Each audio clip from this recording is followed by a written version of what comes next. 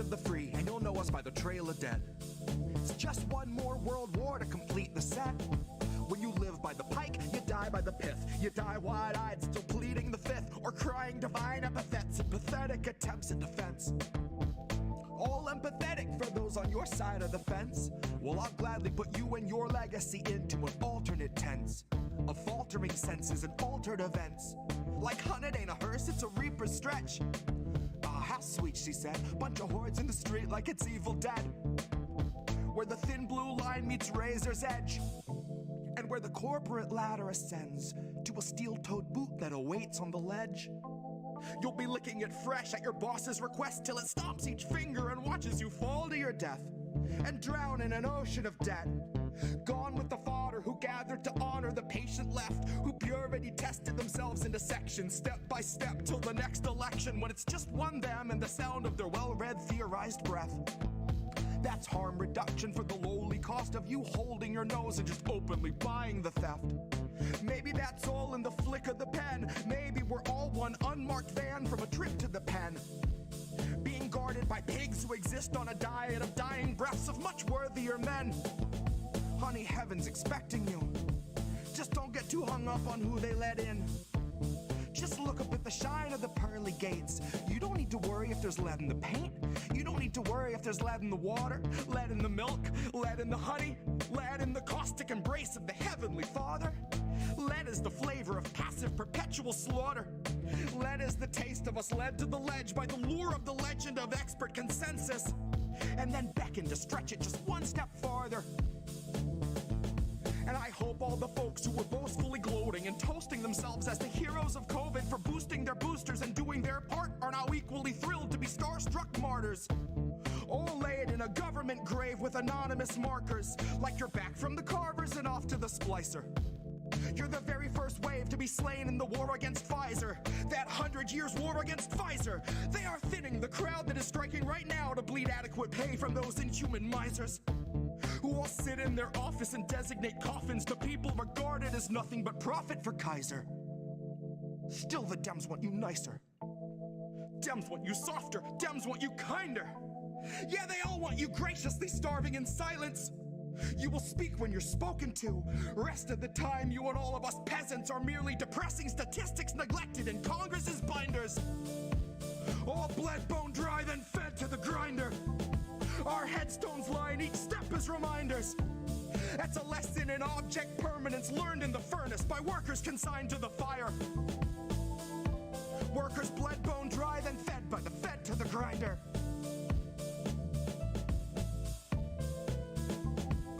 Fed by the fed to the grinder.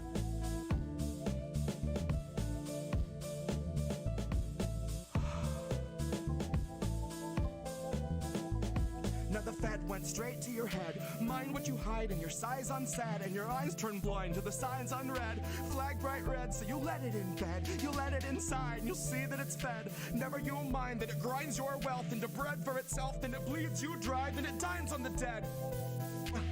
Now the fed went straight to your head. Mind what you hide and your size unsaid, and your eyes turn blind to the signs unread. Flag bright red, so you let it in bed. You let it inside and you'll see that it's fed. Never you mind that it grinds your wealth into bread for itself, then it bleeds you dry, then it dines on the dead. Just an off-the-cuff chat between you and me. Us. We want to talk right down to earth in a language that everybody here can easily understand. Who are these people? It's us. We're these people. I love that intro. I love that intro so much. I'm here with a different co-host this time, Oz LaFave. Hey guys, thanks so much for having me on. Friend of the show, DJ Joe Nice. How are you, friend? What's good? And you hear Nick say this all the time. The United States is the most propagandized country in the world. We are so fucked, you guys. Again, I'm sorry for being cynical, but seriously, No. we're fucked. We are Right. fucked. We are well and truly fucking fucked. Just appreciate all the work that you do and the platforms that you all are providing. Hey, you. Doing good. How are you guys doing? And as independent media, we have a responsibility to be, we don't hide our bias, obviously, but we must stay true to the facts. What's up, Pam? Cheers and salutations. Welcome if you got them. But I am here with a man that I've been waiting to talk to for the last couple of years, Nico House. As an educator, what I would suggest is that, first of all, podcasts like these are made. So you need to be an example for the people and for the future, knowing that your words can actually change the future. What do you feel? What would Kwame Ture feel we would have to do? Well, politics is every day of every minute. You have to be aware of what's going on. Not voting on one day, so the vote has never meant anything. So I'm not a Democrat. See, I would call that guy the Black Obama. No. You know, the issues that we talk about, listen to us. As always, kids, labels are bad. Stay independent. Good night, fam. INN News.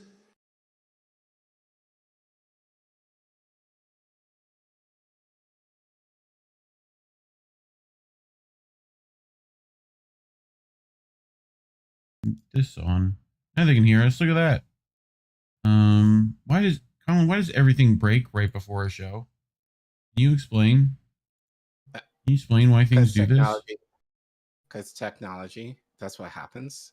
I mean, just quit Stream Deck and reload Stream Deck for like the 4th time.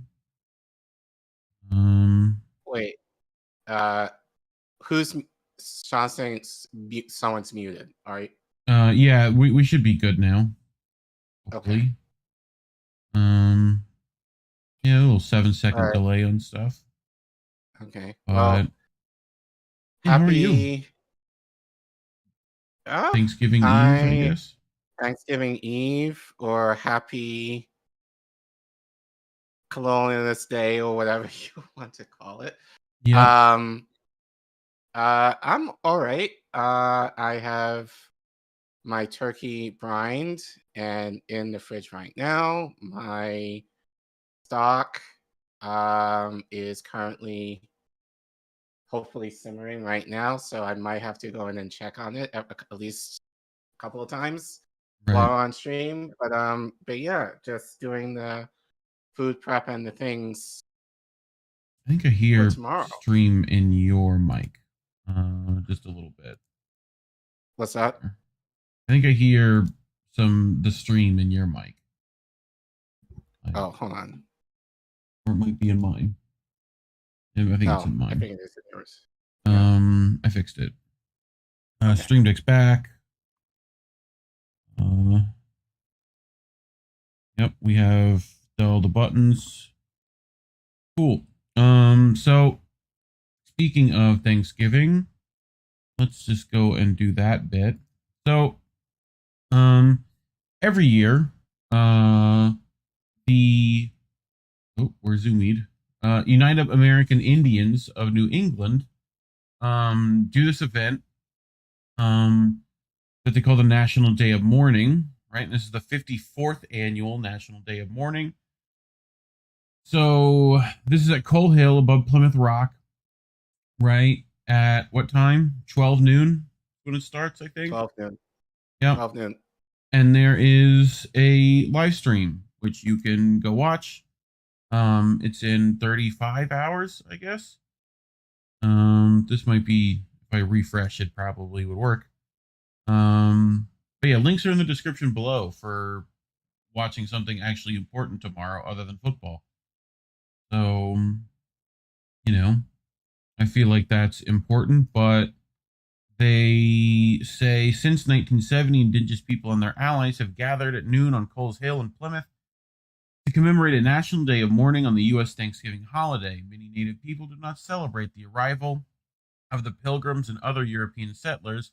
Thanksgiving Day is a reminder of the genocide of millions of Native people, the theft of Native lands, and the erasure of Native cultures. Participants in National Day of Mourning honor Indigenous ancestors and Native resilience.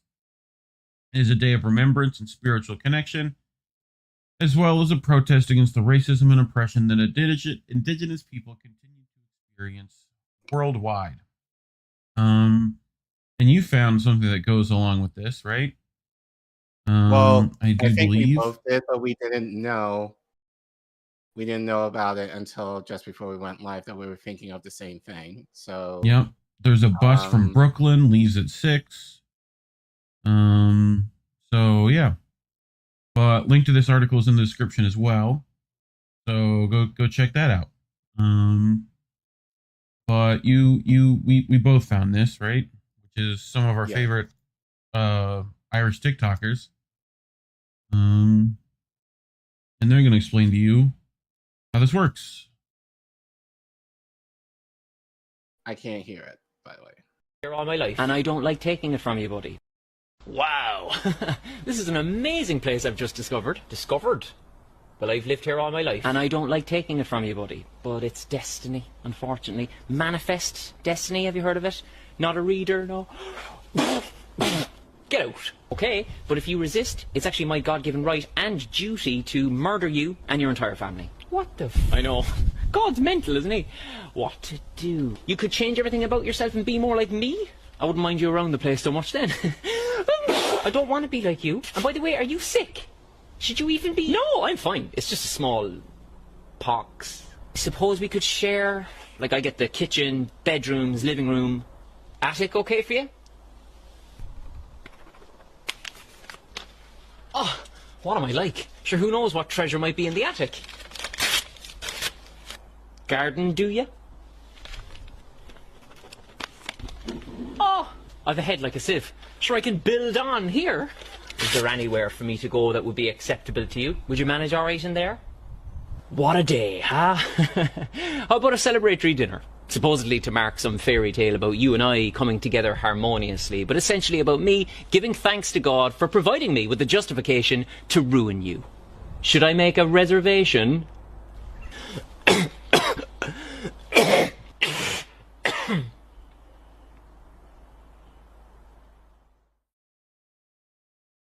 I feel like that says it right there. So enjoy your turkey and all that, but you know, also remember what actually happened and ruin it for your friends and family. Like... Well, no, don't do that. But no, I feel like we've had this. We actually did.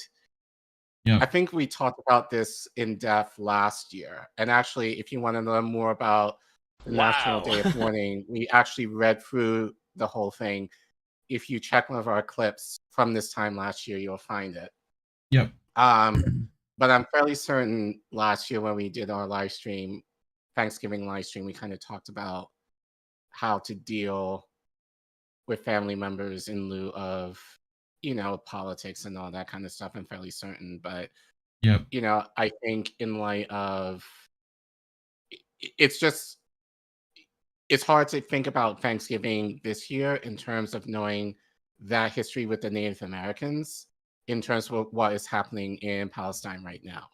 So I think obviously we want you guys to enjoy the day tomorrow and obviously enjoy the time that you have off, if you have off, and then your friends and family, and enjoy good food, hopefully. But also, I think,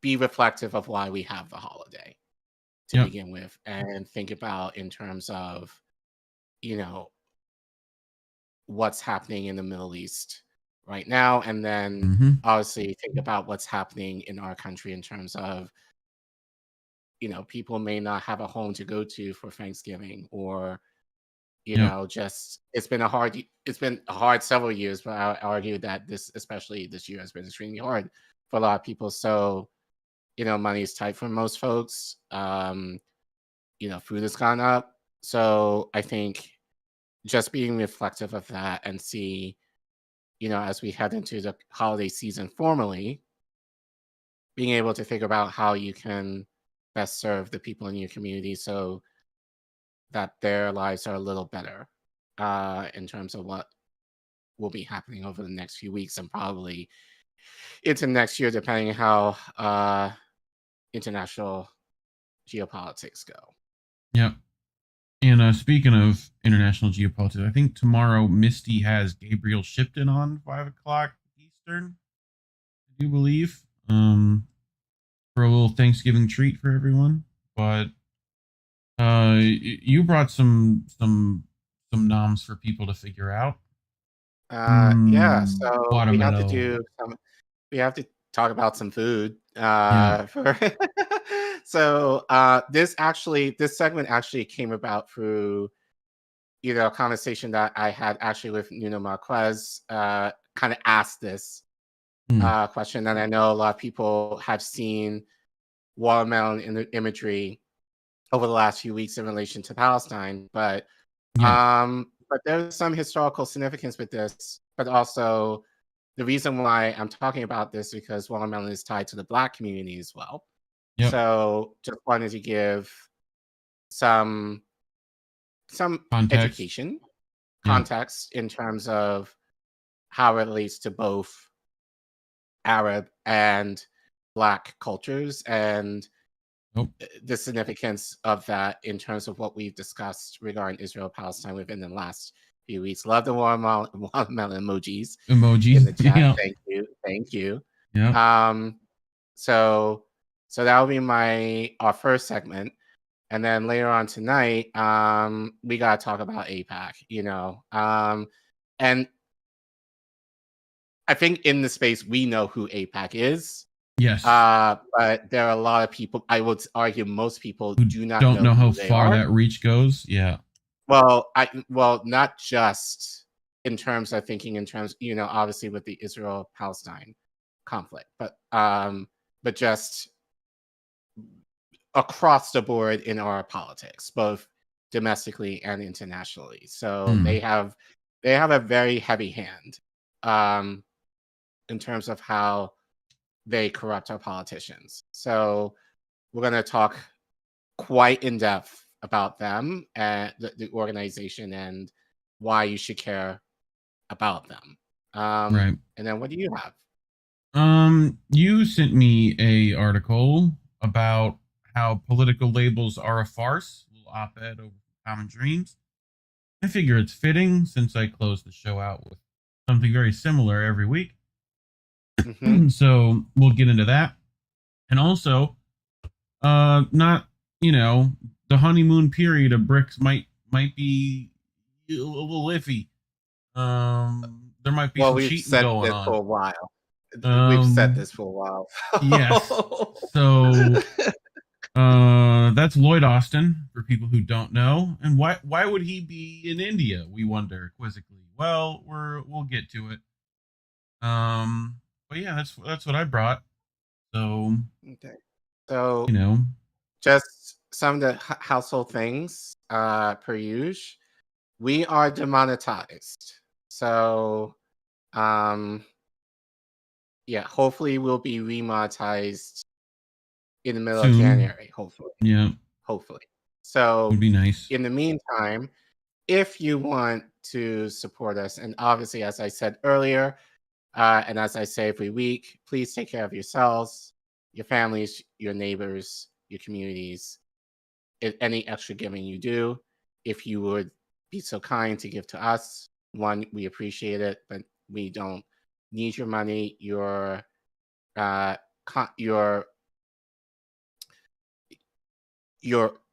responses to us, your DMs to us, your comments to us, your sharing our streams and clips mean all the world to us, and we really mean it. And we are seeing a lot more engagement in our comments.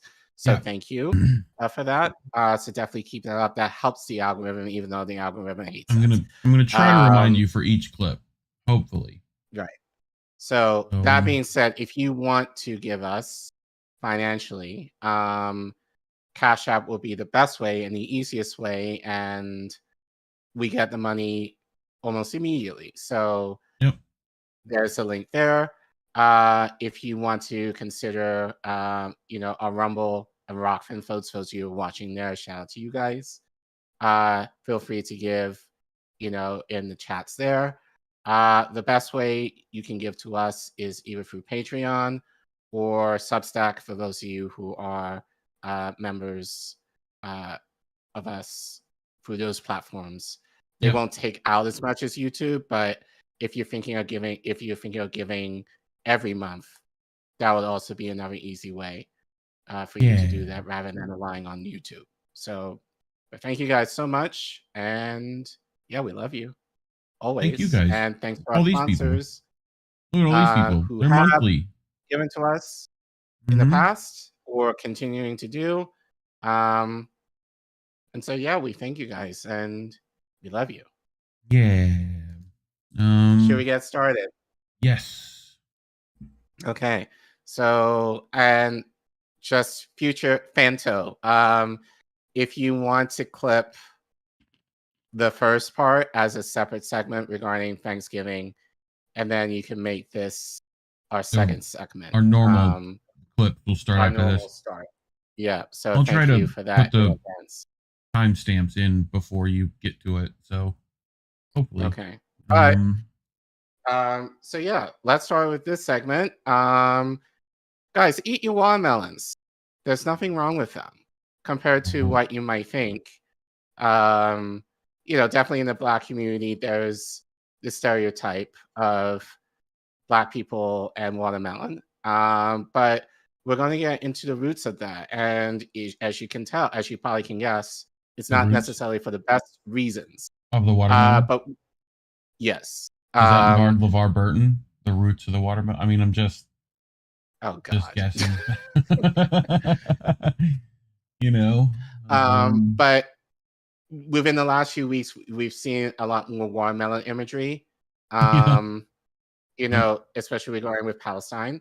So I want to kind of give some context to that because there's going to be plenty of people who have said, who have kind of talked about what the significance of watermelon is. Move forward. It's including our friend off topic, but Ali Sure. Sadiq did put out a new special like this week, and he has a bit in there about this old guy he knows took a watermelon back and returned it because it wasn't sweet. Like he's like, that's y'all's, and like goes and starts cracking open other watermelons. Anyway, be like, all right, this one's me. That's just very funny. But anyway. I got inspired to do this segment over the weekend. Friend of the show, Marquez. Actually, we featured him last week with his podcast that he just started. But he asked on Twitter, and he asked me privately, what's the whole thing about not using watermelon as a sign of solidarity with Palestine's liberation? So, so what we're going to do, actually, I kind of explained it to him in private, at least for us, because this was the question was around Black people and watermelon. But as There's so much involved with that too. I don't know if you heard about, and I forget exactly which breed of watermelon, but it became like a sticking point in the South, right? Where people like electrocuted their fields because of this breed of watermelon was like so special that like no one else could get it, that kind of stuff. And I'm sure that has other connotations in there too. So sure. I think it might make sense when we get into at least later on in the segment. I do want to play first. This is from the Islam channel on YouTube. They did a clip regarding the significance of the watermelon in Palestine. So let's watch that first. Yep. And then we'll talk about it. Red, green, black, and white. The colors of a watermelon and the Palestinian flag. Followed the Arab-Israeli War in 1967. Palestinians were prohibited to carry the Palestinian flag and would face arrest, similar to the incidents that took place in the March of Flags. Yep, which we covered. As a form of resistance, stories are told of Palestinians carrying a slice of watermelon to represent their nation's flag. This is why the watermelon became a symbol of protest. There were also reports of arrests during the 90s of young men for holding watermelons in Gaza. Beyond being a symbol of resistance, the fruit is used in many dishes and is a big part of Palestinian culture. Watermelon is one of those foods that Ghanaian soil is very suited to grow, very well suited to grow. It's a very common scene you might see. A lot of the wire press take pictures of boys sleeping on piles of watermelons or whatnot, especially in Gaza. Allah El Adid, Palestinian author.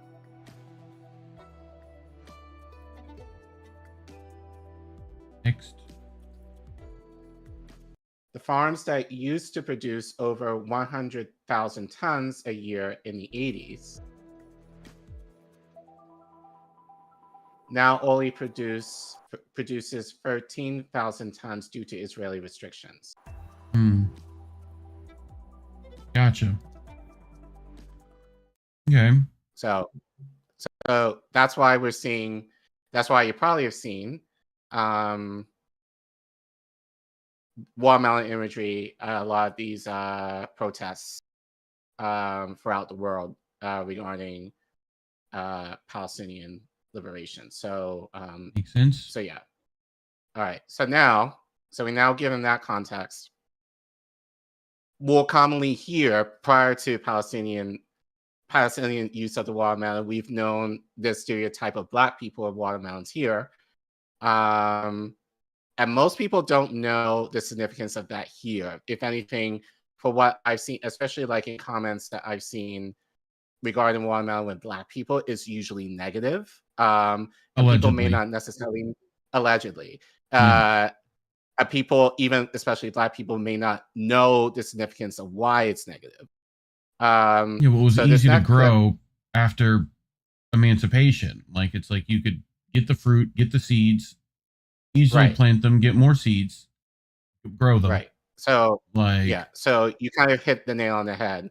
But I have this next clip. This is from One Mic History, where he talks about, actually, he kind of goes a little bit as far as the Arab culture community in terms of the watermelon too. But he's going to talk mostly about the significance of African Americans and the watermelon in this country.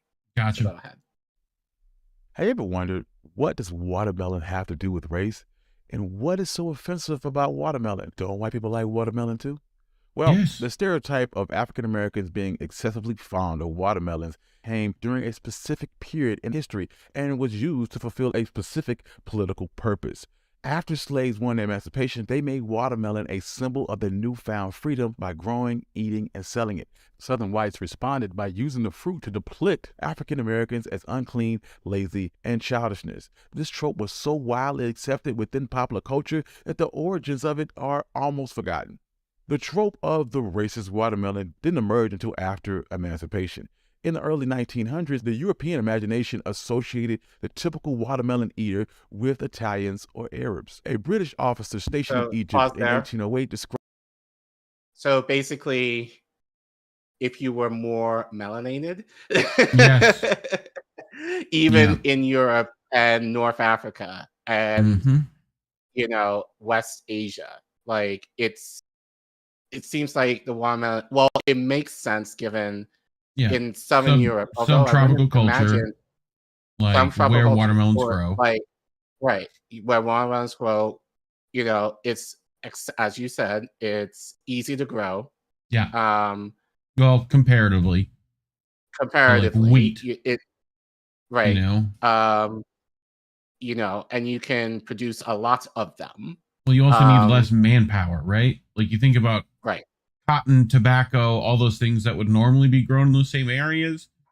Like you need lots of people to pick that or cut that. With watermelon, like one person could be out there all day picking watermelon, making money. So there's a lot of stuff going on with that. It's cheap, and you get a lot of food for not a lot of money. Like, and you feed quite a few folks with a watermelon. Go ahead.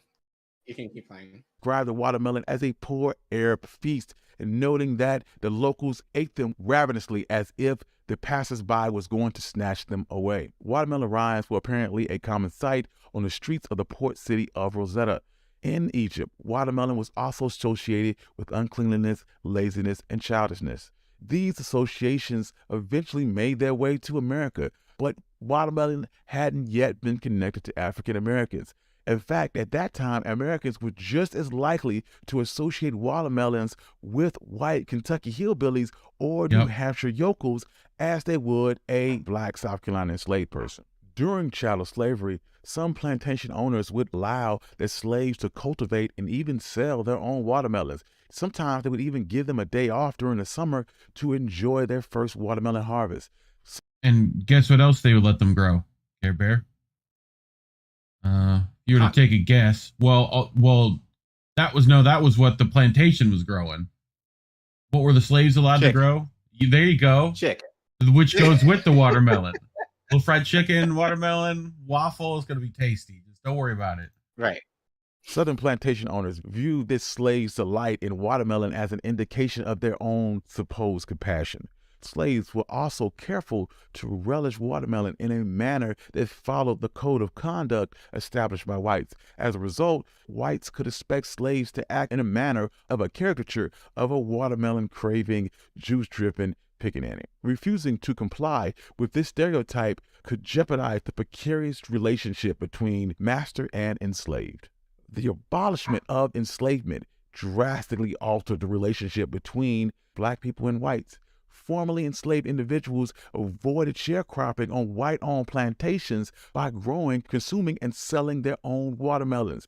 This behavior of enjoying your freedom and cultivating your own land and selling watermelon in public markets provoked a major fear within the white community. Newspapers would then stoke this fear that whites have and strengthen the idea of African Americans having an affinity for watermelons. In 1869, Frank Leslie's illustrated paper published a cartoon of an African American eating a watermelon. The accompanying article stated that Southern African Americans have a strong liking for watermelon. They thoroughly enjoy eating it. 2 years later, a Georgia newspaper reported the arrest of a black man for allegedly poisoning a watermelon with the intention of killing his neighbor. The article compared the man's actions to that of the Ku Klux Klan and asked if the Republican Congressional Subcommittee investigating the Klan should look into this incident in particular. The article also described the man as walking to the courthouse carrying an enormous watermelon. Medical journals also wrote with a scientific earnest about black patients. They claimed that their intestines were clogged with watermelons. In an 1888 report by Dr. D.Z. Holliday of Harlem, Georgia, describing how he broke down a bowel instruction of an African-American man. He claimed that the mass was filled with 820 seeds, all of which the man had ingested in one night. Also, during the 1880 election season, Democrats accused South Carolina state legislature, which was majority black during Reconstruction, of having wasted the taxpayers' money on watermelons for their own enjoyment. In 1915, the white supremacist film D.W. Griffith, A Birth of a Nation, included a watermelon feast as a depiction of the emancipation, as corrupt northern whites encouraged former enslaved people to stop working and enjoy watermelons instead. This idea of implicating black appetites and black character through the watermelon, with the primary message being that African Americans were not ready for their own freedom, and that stereotype of associating blacks with watermelon remains a common occurrence in the United States even today. For example, in 1947, when Jackie Robinson broke Major League Baseball's color barrier, he was confronted by race-baiting taunts, including crowds throwing garbage, tomatoes, and watermelon rinds at him. Even in 1989, blacks protesting. You notice it was just the rind, right? The watermelon wasn't fucking left to throw at him because everyone fucking ate that shit. The killing of a black boy in Bensonhurst, New York, were taunted by whites, some of them holding watermelons over their heads and screaming at them to go home. There are literally hundreds of instances over the years where the watermelon in association with African Americans being used as a big ass watermelon. Insult. Even decades after the end of the Jim Crow era, this cultural symbol of blacks and watermelon continues. Thank you. I'm your host, Country Boy, and this has been One Mic History. I'm going to continue with this. Thank you, Country Boy. So just kind of show you Arab culture and black culture in a lot of ways have more in common than I think people realize. But I think especially the watermelon has very similar imagery in both the black community and in the Palestinian community in terms of it being represented as One Mic History said. And Islam channel said the symbols of liberation. And obviously, as you said, Reef, the significance of that, like being able, like self-economics, basically, is what watermelons symbolize. And basically, as one of Mike History said, the idea of freed slaves being able to grow their own food and to be self-sufficient scared white people. So they used that imagery and they warped it into what we now know of as it's associated with laziness, stupidity, and all that other stuff. So basically, you can blame white people.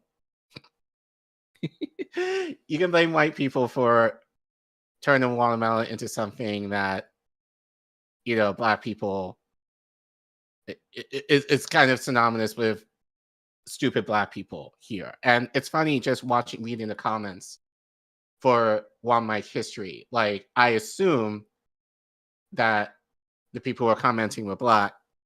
A lot of them said, I did not know this. I did not know that watermelons were actually a symbol of liberation back in the day. So just even with that hidden history, it's lost even to African Americans here. Like, I kind of knew, like the significance of the watermelon, just from me growing up, but I think it's definitely prevalent in the African American community that watermelons are stereotypically known to be associated with laziness and all that other negative stuff. That of the stereotypical, Black person.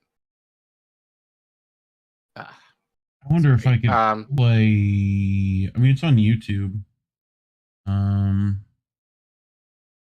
About the Bradford watermelon story. Do you want to find it? Maybe I got it already. Okay. It's Mind of a Chef, which is PBS. But you'd think PBS would be fine, right? On YouTube, especially if I put the copyright filter on. It should be. You would think. And we're doing it in context, so it's fair use.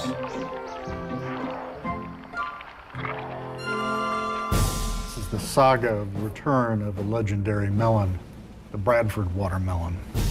There's a problem with watermelons. A watermelon will cross with any gourd, cucumber, pumpkin, other melon, or squash in the vicinity. So you have to keep it a mile apart from any other vegetable, or else it will form vegetable mongrels. One of the things that became the concern was to somehow impose a discipline on the watermelon. At the beginning of the 19th century, the breeders appeared. They created ancestor melons for all the melons we eat now. There was Carolina Sweet, the Mountain Sweet, and a Lawson watermelon. There was apparently a Georgia military officer, his name was Lawson. He gets captured, stuck on a prison ship in the West Indies. A nice Scottish captain gives him a slice of watermelon. He saves the seeds, brings them back to Georgia. He grows them, and it becomes the sweetest, most wonderful tasting watermelon that anyone has ever encountered.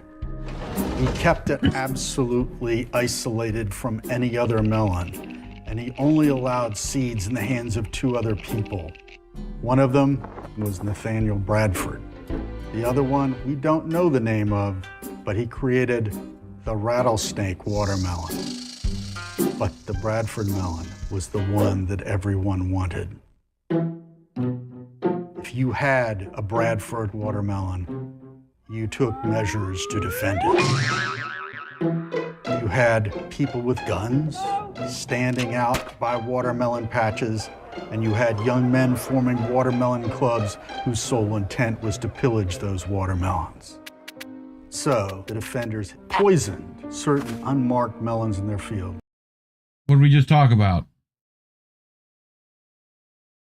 How they accused Black people of poisoning their watermelon? Right.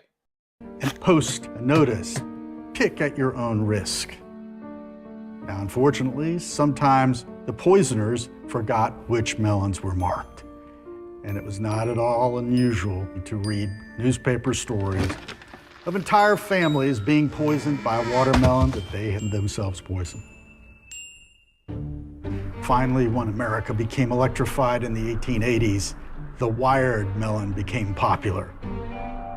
If you were going out and trying to pick it, all of a sudden, the lightning zap would stop you in your tracks. There were more people killed in watermelon patches than in any other part of the agricultural landscape of America, with the exception of those people who were cattle rustlers or engaged in horse stealing. The watermelon became fatal, and the Bradford watermelon was one of the reasons why.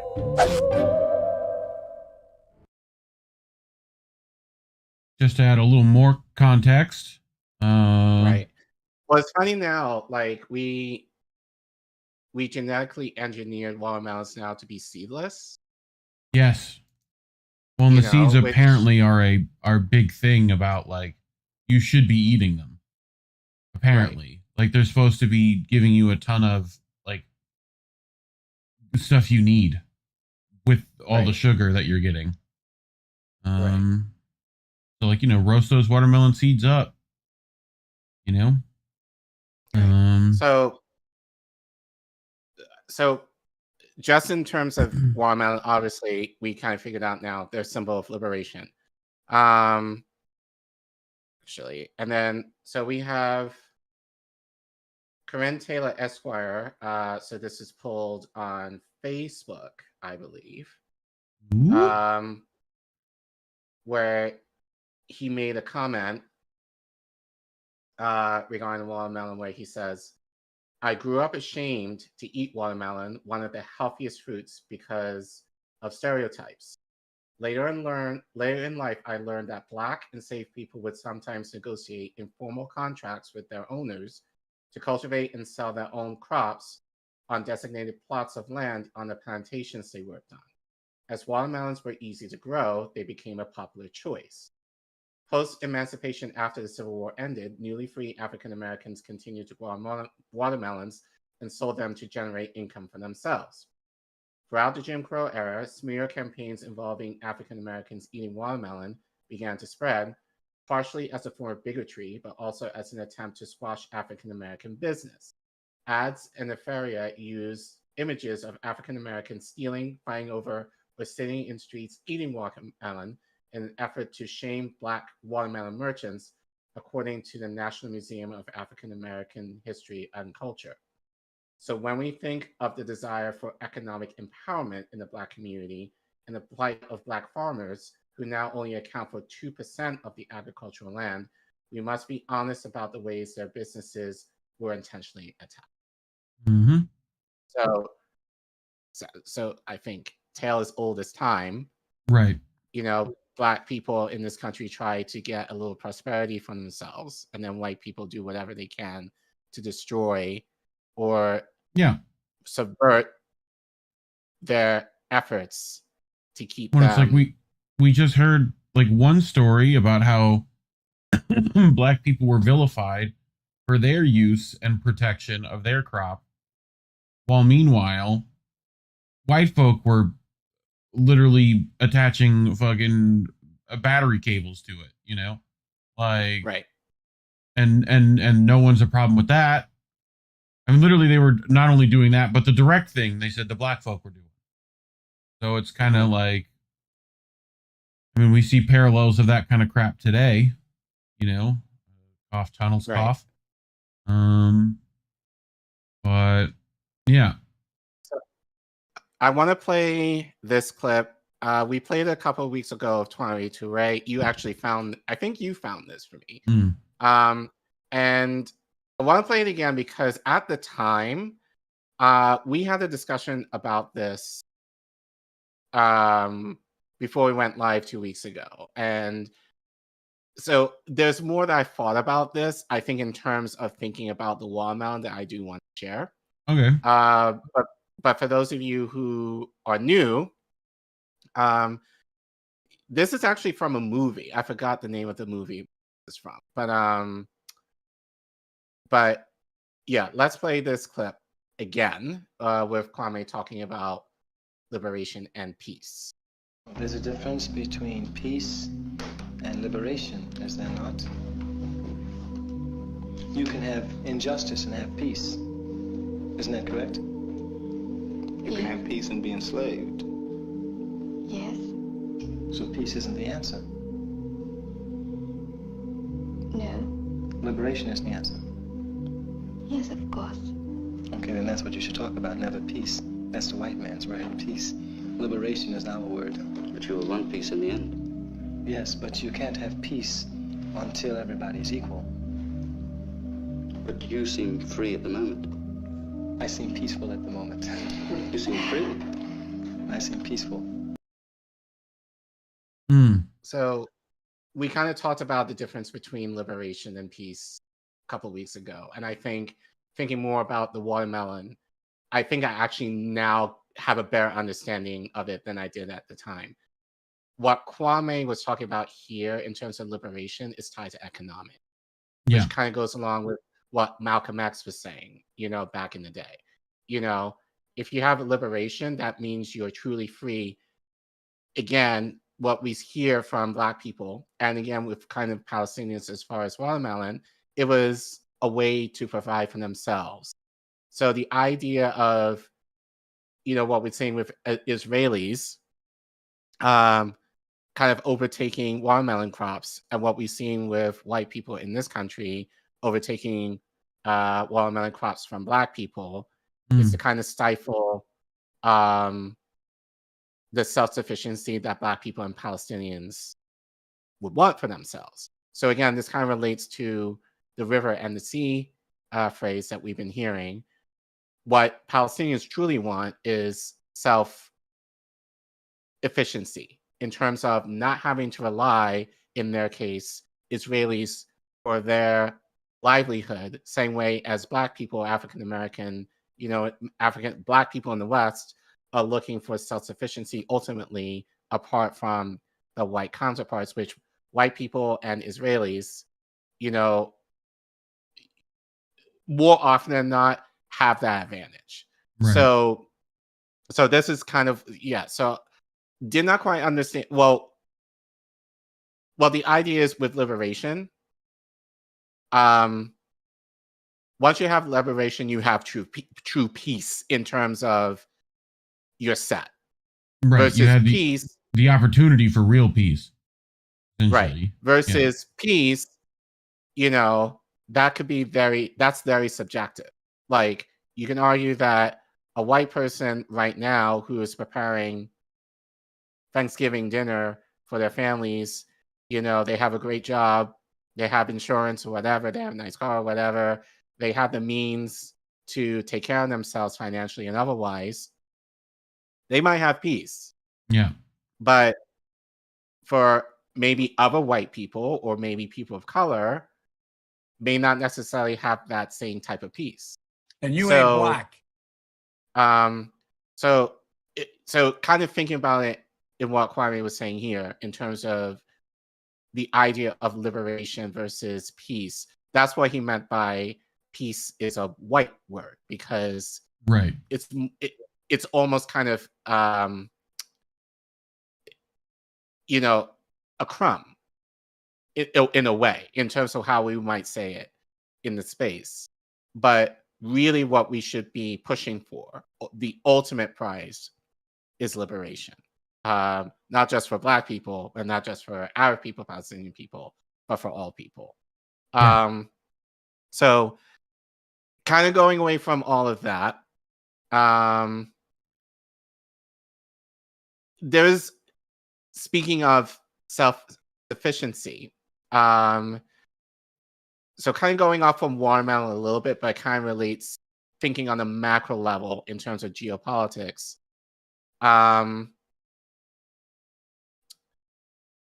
There's a huge significance of what Palestinians are fighting for. We've kind of talked about it a little bit in the last few streams, but I do want to take some time to talk a little bit more about this in depth. So shout out to Kit from Harlan's Media. He pulled Cheers and salutations. Smoke them if you got them. He pulled this article from the Washington Post that Biden allegedly wrote. Allegedly. I say allegedly because Joe Biden says he wrote this. I'm pretty sure a ghostwriter wrote this on his behalf. Yeah. You know, but we're not going to play the whole thing. If you can watch this clip on the Harlan's Media channel, I think it was posted yesterday. But Kit reads something here that I think is very important that will relate to the last clip that I do want to play regarding Biden's connection with Israel. And we'll get more into this later, but the real true reason regarding the U.S.'s relationship with Israel, which affects not just Palestinians, but I think potentially everybody, especially in the global South. So let's listen to Kit. Read this. Just weeks before October 7th, I met in New York with Israeli Prime Minister Benjamin Netanyahu. The main subject of that conversation was set of substantial commitments that would help both Israel and Palestinian territories better integrate into a broader Middle East. That is also the idea behind the innovative economic corridor that will connect India to Europe through the United Arab Emirates, Saudi Arabia, Jordan, and Israel, which I announced together with partners at a Group of 20 summit in India in early September. Stronger integration between countries creates predictable markets and draws greater investment, even though we are heading towards an economic. Yeah. So economic. I think sufficiency. I think he was trying to. I think I cut it a little too soon. So what does something to go along with that a bit? You know, you talked about the broader Palestinian. You know, the broader Middle East. Do you know what Palestine used to look like? Have you seen what it used to look like? Kind of, yeah. 15 years later, the cinema is taking its first steps. This was literally like, I forget who exactly. I think it was the same people who did like the classic train film. It's a French name and it escapes me. Someone will have it in the chat of who those early something like that. But they went to Palestine at the time and filmed. Cameraman employed by the Lumiere brothers filming at Lumiere. Anyway, Jerusalem station provide the first moving pictures taken in Palestine.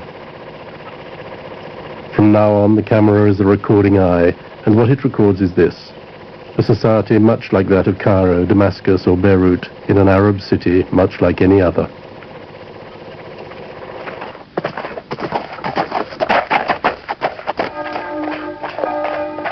By the end of the 19th century, Palestine has 500,000 inhabitants, of whom 30,000 live in Jerusalem. A veiled woman, a Sunni Muslim, one of the majority. An Orthodox Jew. He too turns away from the camera. Here we have an Armenian Pope. Each of the Christian denominations has its church here in the Holy City. The holy places of the three religions are scattered across a few hundred square meters.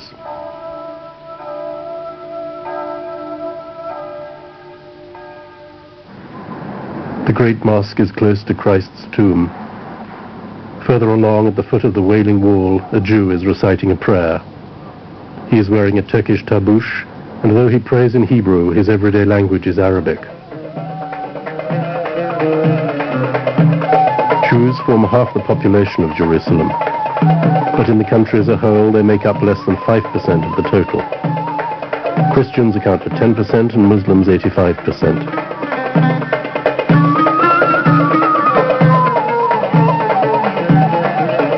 All of them are subjects of the Sultan of Constantinople.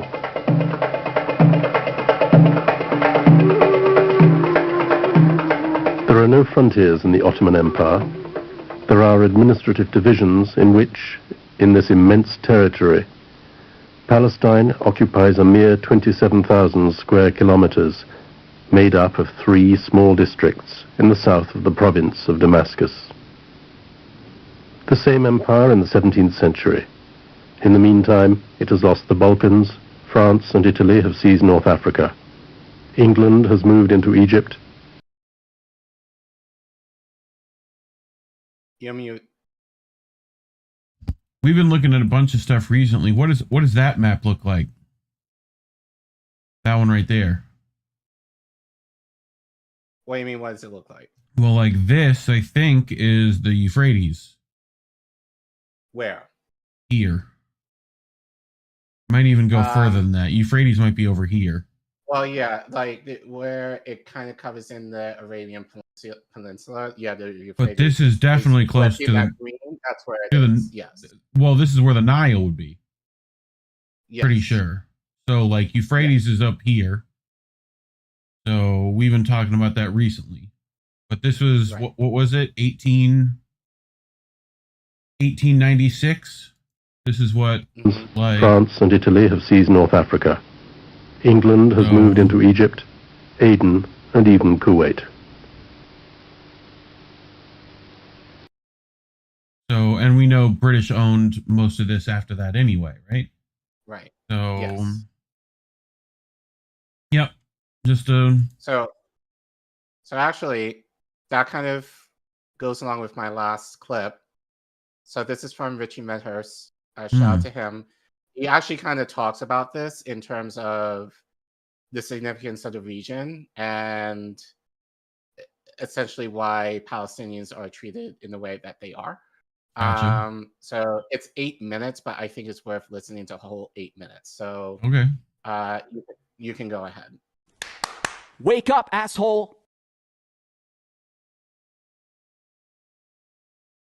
I don't think people have any idea what's really happening in Gaza and why it is happening. A few weeks ago, right before this war in Gaza ignites, Netanyahu goes to the United Nations General Assembly and he holds up this map and declares his plan for a new Middle East. And people are going, what is this stupid line this guy's drawing with a red marker? What it is an economic corridor that stretches all the way from India to the United Arab Emirates, into Saudi Arabia, into Jordan, Israel. Are we going to get to the Ben Gurion Canal? Is that where we're headed? Yep. Okay. And then finally to the entire European continent. I mean, the United States at this point, seeing their influence starting to fade, seeing the relevance of the dollar recede after they stole $300 billion from Russia. You have all these spooks in Washington and Tel Aviv, running around desperately trying to counter BRICS and counter China's new Silk Road. And this is their answer. This is a rival to the new Silk Road. Remember, the ancient Silk Road is the largest.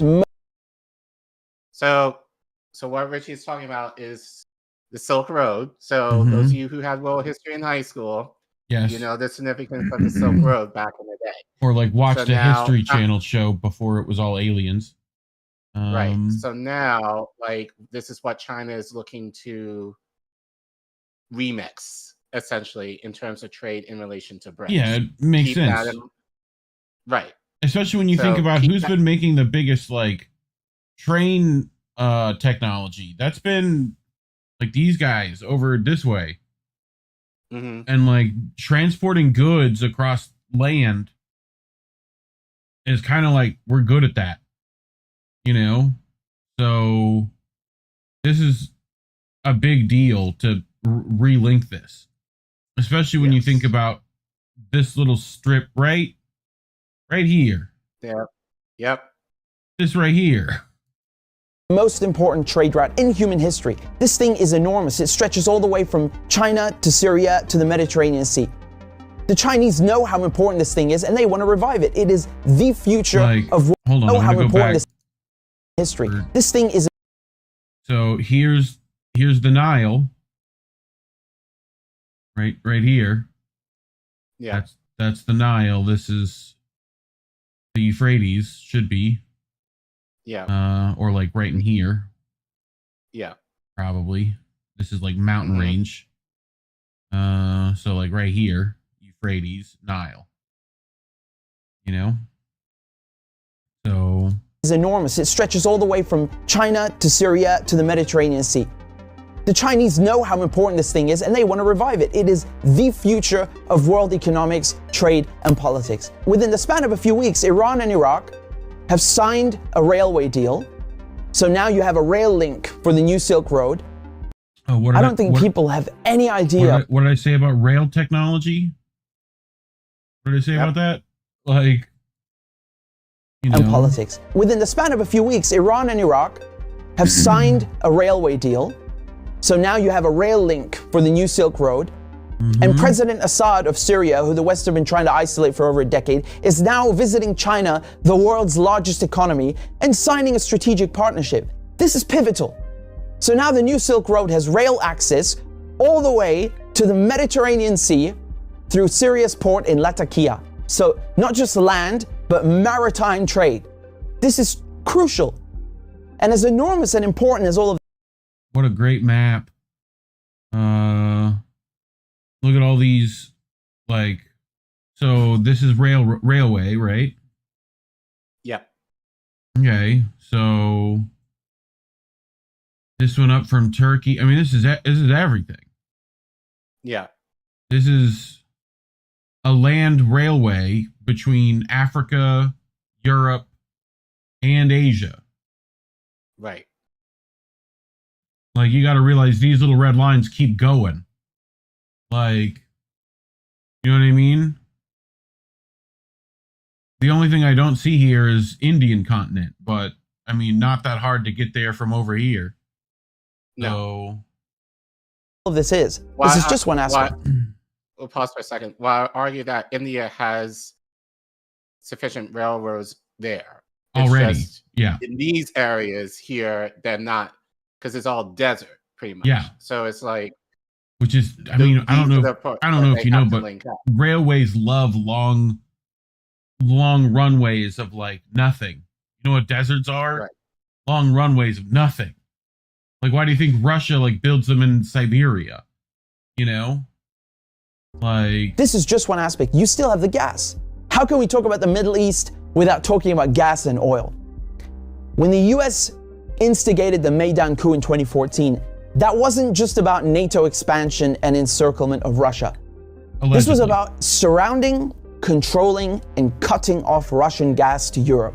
Russia is the country with the largest proven reserves of natural gas. Control Ukraine, and you control the pipelines that feed and supply Russian gas to Europe. For like decades, you've had US politicians, Republican and Democrat, from every administration, openly saying on camera, we don't want Nord Stream. There will be no longer a Nord Stream 2. We will bring an end to it. You want to have pipelines that don't go through Ukraine and Russia. For years, we've tried to get the Europeans to be interested in different pipeline routes. It's time to do that.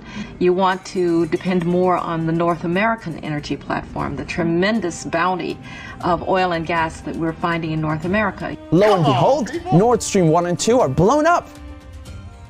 I mean, this is without question the most egregious, the largest terrorist attack on European infrastructure in modern history. There are only 3 countries on this planet that can pull this off. They are Russia, Britain, and the United States. And let me tell you, it was not Russia. You combine that with the sanction packages from the European Union, banning Russian oil and gas. I mean, talk about shooting yourself in the foot. So now there's no more Russian gas coming into Europe. And just like that, the United States have achieved a long-standing foreign policy objective. Now, the only other country with enormous gas reserves, the second largest in the world, is Iran. Wait. Look down here, though. Look down here. Look, let's head down here. Look at this. Look at this. What's here? Yep. Uh-huh. What do you see happen? What do you see happen here? What do you see happen? What do you see?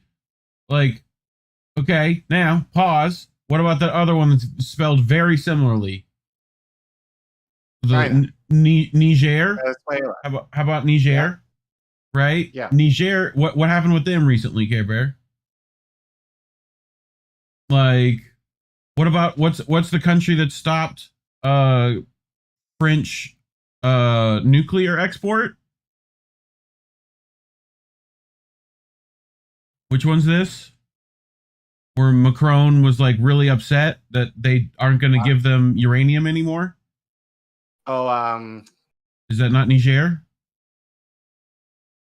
It's not Niger. Niger is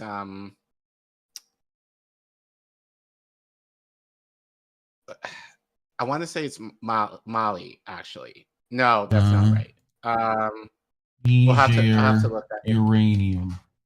France. Yeah, it's definitely that when Google's telling me how dependent is France on Niger's uranium. Yeah, it's definitely Niger. Right, okay. Right? Okay. So what did I send you last night? With the where they're talking about South African nuclear pressure to Israel and whatever. Right? Where they're saying use your uranium like Niger's doing to France. Like, this is resource wars, baby. Right. We're here, we're in it. Like, water, bread, like wheat, farmland. Right. Like, this is the resources. Yes. Like, so it always comes back to, right. And so we're not even at the canal yet. We're just on Gazan natural gas, which is a thing. Also, Gazan oil, which is also a thing. Like, where's natural gas is, usually there's oil. I just want to... There's been people who've yelled at me, and I'm like, no, you don't understand how science works. So there's that. Like... Iran signed the nuclear deal in 2015 and 2016. They're complying in every way imaginable. The IAEA at the UN cannot be happier. And then the United States, you know, the guys who orchestrated the whole deal, go back on their word and they rip it up just like that and reimpose sanctions on Iran. So now Iran is barred from selling its oil and gas to Europe and others. Yeah. So Russia and Iran, the two countries with the largest gas reserves, are out of the picture. Then Israel, all of a sudden, proposed themselves as a solution to the European Union's gas shortages. Take our trilateral energy, for example, that we closed in June with Egypt and Israel. It has played an important role in our strategy to get rid of the Russian fossil fuels. How convenient. God, why does everything when it's in a German accent sounds evil? Not like... I mean, it's like, yes, Mr. Bond, we will take all of Israel. And it's like, what? Ach, mein Handy, like, How convenient. In 2010, they conduct a geological survey and find this monstrous giant gas field in the Middle East. It's called the Leviathan, and it's in the Mediterranean Sea on the Levantine Basin. That means it's right off the coast of Palestine, Lebanon, Syria. Syria initially declines offers over its gas reserves and simultaneously refuses to lay pipes for a Qatari gas project. What a coincidence. Barely a year later, war breaks out in Syria. And who's funding it? Qatar and Israel and the United States are just some of the parties funding and running this war to overthrow the government in Damascus. Remember all these Assad toadies, right? We're here in Syria now. Today, the United States control 1/3 of Syria. They control all of Syria's oil fields, and Israel is bombing Syria's most vital port. Okay, oil's here. If oil's here, there's oil. What if we just head this way? You think there's oil out here off this coast? What do you think? Of course. Well, there's gas there, so, you know, gas is like the top layer, Collin. And underneath the gas is dead diatoms, fermented and compressed into fucking oil. You fucking weirdos. Port Latakia on a regular basis. So they're cutting off all the oil revenue and destroying, crippling any maritime activity, such as trade, such as gas exploration. Another major port on the Levantine coast is in Beirut, which mysteriously explodes in 2020. And so Israel, proposing itself as a solution to Europe's gas shortages, shows up with an FPSO, this enormous gas extraction vessel. That was phosphates and anhydrous ammonia, if I'm not mistaken. Mainly phosphates. Essentially a fertilizer explosion. And tries stealing gas from Lebanon's Karish gas field. And, you know, this reignites a huge maritime border dispute. And Israel has to go and beg the United States to solve this diplomatically, because Hezbollah said if you steal 1 cubic inch of our gas, we will fire our missiles on your ship. Now we come to Gaza. Gaza also has its own unexplored gas fields. Gaza is also a concentration camp run by the Israelis, and it's been under siege by Egypt and Israel under naval blockade since 2007. I mean, you can't even fish properly, let alone extract gas. And so now, the Lebanese, the Syrian, the Palestinian ports, they're all out of action, and the only working... Which Egypt has also tried to accept Gazan residents by, like, for money. Yes. On top of attacking the West Bank's gas. Okay. Port left in the coast is the Israeli port on Haifa. I mean, how convenient. This makes Israel the only one able to explore gas and implement an economic corridor like the one that Netanyahu held up at the UN. So in other words, Israel and the United States together killed off all the competition, stole their goods, and cornered the market. But as winter is approaching, Israel desperately needs to get that gas for Europe. But there's no stability. There can never be stability in the region without solving the Palestinian question. And so when Netanyahu shows up at the UN with his brilliant plan, you know, the Israelis thought, oh, it's a done deal. You know, they'll just get Saudi Arabia to normalize ties and thereby extinguish the Palestinian issue once and for all.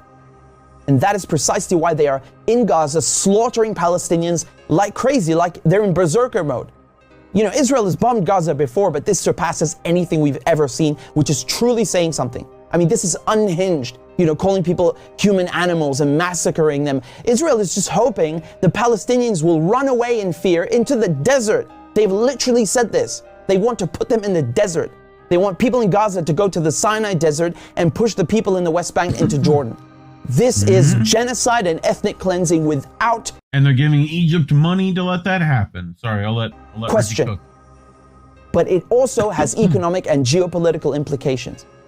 Hamas and the collective resistance, when they found out about Israel's plan and Saudi Arabia's wishes to normalize ties with Israel, which would destroy any hope of a Palestinian state, I mean, this forced their hand.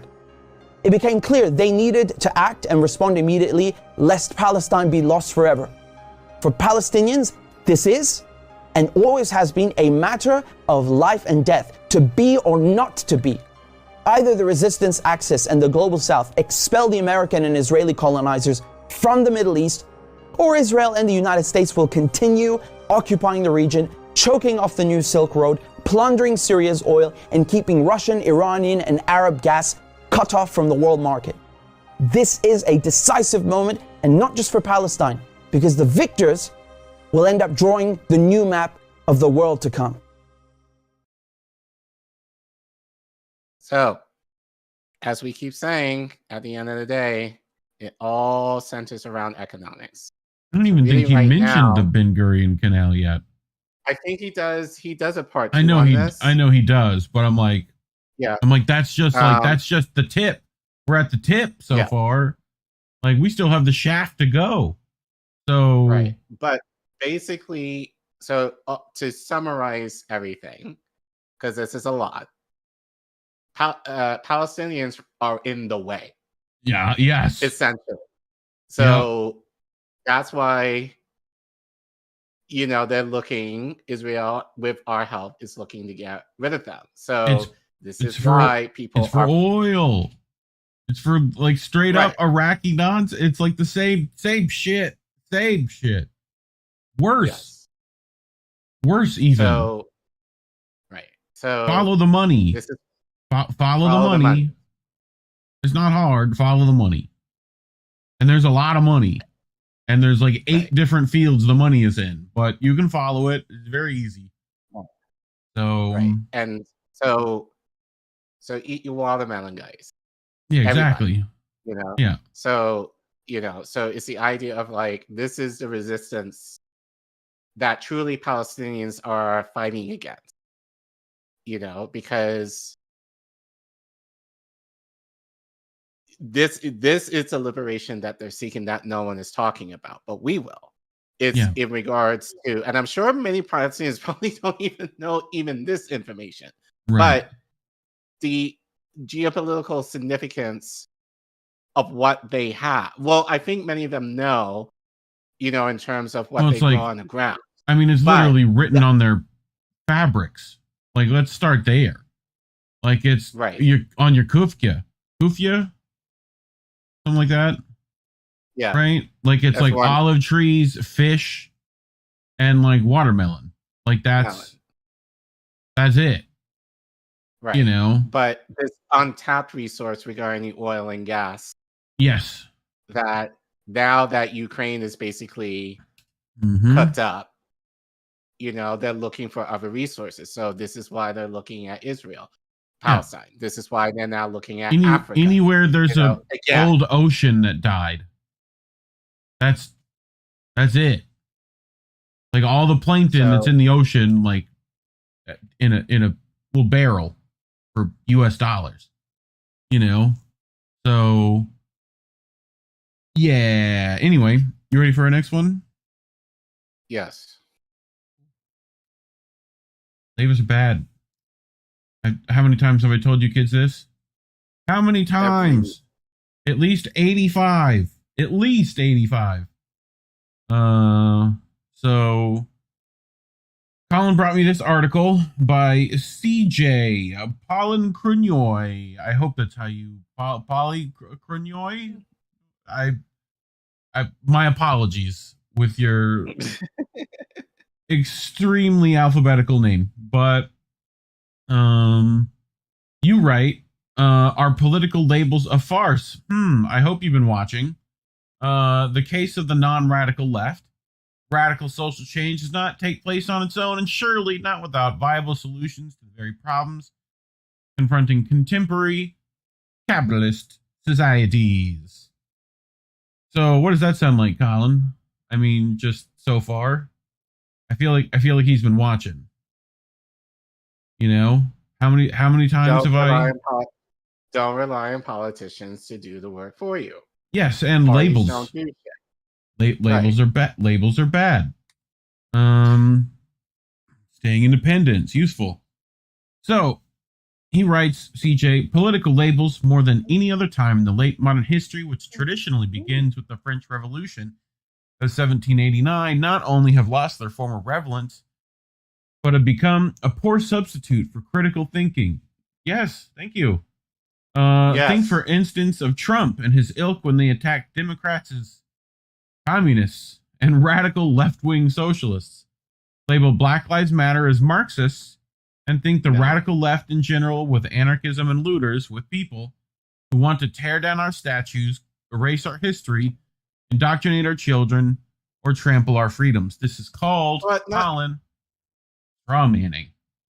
Right. Not even this. It's like, I think this is like the extreme case. Yes. But just normal people are either like a ride or die Democrat or a ride or die Republican. Like, they might know like either Trump or Biden, depending who it is. They know, oh, they're shit, but it's a team sport. So it's like, I have to hold my nose to vote for the person within my party that I'm affiliated with, no matter how bad they are, and hope to God that they actually do something. And then when they give you a crumb, that's worth celebrating. Well, it's the fact that it's such a fucking shit label. Like, they don't even realize that they're nowhere near communist. Nowhere near. Like, this is part of the problem. And I'm sure we're going to get to the other side. So, what's in a name? Let's talk about the radical left by explaining why it is in fact not radical and why it's failing to become relevant in today's capitalist environment. Let's talk specifically about Europe's radical left. Since we actually have radical left political policies across Europe, the United States doesn't even have a left-wing party, and what passes for radical left-wing economic agenda in the U.S., thanks to the contributions of Sanders and AOC, has been mainstream party agenda in Europe for several decades. In fact, rarely does one come... Go ahead. So, yeah, sorry, but if anything, they're more Sochdem. Yes. So... And that's not... And barely. And they're scratching at it. Right. And we've talked about how even with Soc Dems, there is a capitalist element to them. There has to be. So, no, we've talked about this on the show. Mm-hmm. Like, Yep. It's the idea of like, oh, you can have like, look at and how even that label is the Nordic terrible. countries like Sweden and Denmark. Yeah, they have a lot of these socialist programs that. Yeah, but they're still exploitative of the global South. They still involve themselves in military actions. Right. You know. Exactly. It's like where you have these socialist policies, someone is being exploited somewhere. So, which they don't talk about. No, at least in that sense, and it's because there's still capitalism involved.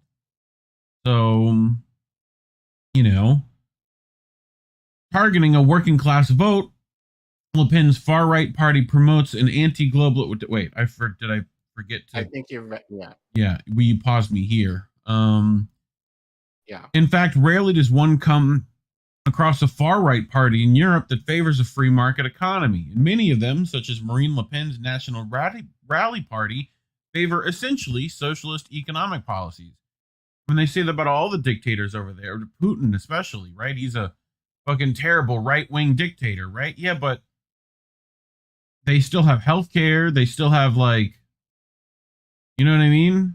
Like, they still have, they're like, he's a democratic socialist, practically. You know, I think I've said these things. So, targeting a working class vote, Le Pen's far-right party promotes an anti-globalization economic agenda in which the protection of workers takes priority over economic freedoms. Setting prices, taxing the rich, giving out subsidies to collapsing sectors of the economy, and retirement at 60 are part of the social populism agenda on the National Rally Party, which explains why it has attracted traditional left-wing voters. The political and ideological profile of today's European radical left parties and organizations have been largely shaped by the experience of the collapse of communism. Those parties did not remain committed to communism after the dissolution of the communist bloc, and the integration of the former communist countries into the Western capitalist system shifted to a variety of different left reformist political outlooks, ranging from exclusive emphasis on green politics, i.e., like the green type, right? We're looking at you, Green Party. Y'all got labels too. Y'all forgot. So to the adoption of postmodern radicalism and the politics of multiculturalism built around a resistance project that emphasizes primarily non-class forms of oppression. Did you catch that? Y'all catch that shit? Okay. I.e. in Greece, the coalition of the radical left combined a blend of ideological perspectives ranging from anarcho-communism and environmentalism to Maoism, Euro-communism, and even social democracy. And tons of labels being put in here. Today's radical left parties in Europe represent what we might call left reformism. None of them qualify as being anti-system, and most of them are anti-neoliberal rather than anti-capitalist. So, there are two key factors that explain the shift toward left reformism. First, the collapse of actual existing socialism itself and the overall lack of ideological appeal that Soviet-style communism had on the majority of Western Europe's citizenry. And second, the fundamental changes that have taken place inside capitalist societies since the end of World War II, not the least of which have been the growth of the middle class and the sharp decline of the industrial proletariat, even though we seem to be returning to a stage where the poor working class appears to be growing rapidly while the middle class is shrinking. I mean, any lies so far? No. Yep. There is a third factor, less frequently mentioned in explanations for the shift on the part of Europe's radical left-wing parties to left reformism, which is none other than the realization that revolution represents rare phenomena, while the few revolutions that succeed have taken place in the periphery of the global capital system. I mean, he's not wrong there either. Like, this should be happening on the edges of the capitalists. Oh, look, we get to Marx. All you theory bros are going to get excited. We're going to read some theory, you know? So, Marx may have been right when he wrote in the Communist Manifesto that the proletarians have nothing to lose but their chains. But the Western proletariat, even before World War II, seems to have felt that it had much to lose by risking a socialist communist revolution. Fully aware of the fact that economic deprivation and political oppression could drive people into rebellion, the capitalist classes and their political representatives sought to prevent this scenario from happening by increasing the standard of living for working class people and providing some type of social security for them, as well as certain types of freedoms and individual rights. Bismarck's social welfare reforms in the 1880s were undertaken with the explicit aim of improving the position of German workers in order to keep socialism, communism, and radicalism at bay. In the United States yes, that was to directly combat communism. Finish. Yeah. So we'll give you just enough. Yep. Socialist programs. So you don't want the communism. Right. Yep. Yep. I'm glad you're with me. The New Deal was intended by its planners to keep capitalism alive and stave off social unrest and rebellion. I wonder why. The expansion of the social state in Europe after World War II was also undertaken with similar objectives in mind, although the ideological and repressive state apparatuses played an equal crucial role in the legitimization of reproduction of the capitalist social order. The U.S. intervened to suppress popular progressive forces and defend the interest of U.S. corporations not only in Latin America, but Asia and Africa. Also in Western Europe, including countries like Greece, Italy, Portugal, Spain, Belgium, Holland, and France. The CIA interfered even in British politics, and it is estimated that it spent hundreds of millions of dollars, more than $65 million in Italy alone, between 1945 and 1968, on various subversive operations against parties of the left, trade unions, and political activists in post-war Western Europe alone. I smell Maggie Thatcher coming. But let's return to the politics of left reformism. In today's global capitalist environment, left reformism implies by necessity a certain degree of an inevitable ideological and political ambiguity, as well as plenty of confusion around economic policy.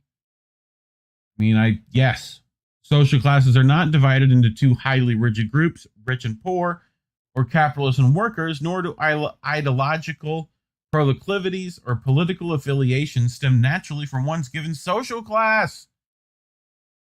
Support for France's National Rally Party is increasingly derived from various social classes, but with a common outlook. They stand for traditional conservative values, including deep-seated nationalism, defense of the French welfare state, and of national industry, and an overtly anti-immigration policy mixed with a strong dose of anti-EU sentiments. If the multi-layered structure of social class and social stratification and the non-determined correspondence between ideological politics and class present an inherent problem for the radical left, so does the ever-increasing global character of capitalism, including the entire project of the EU.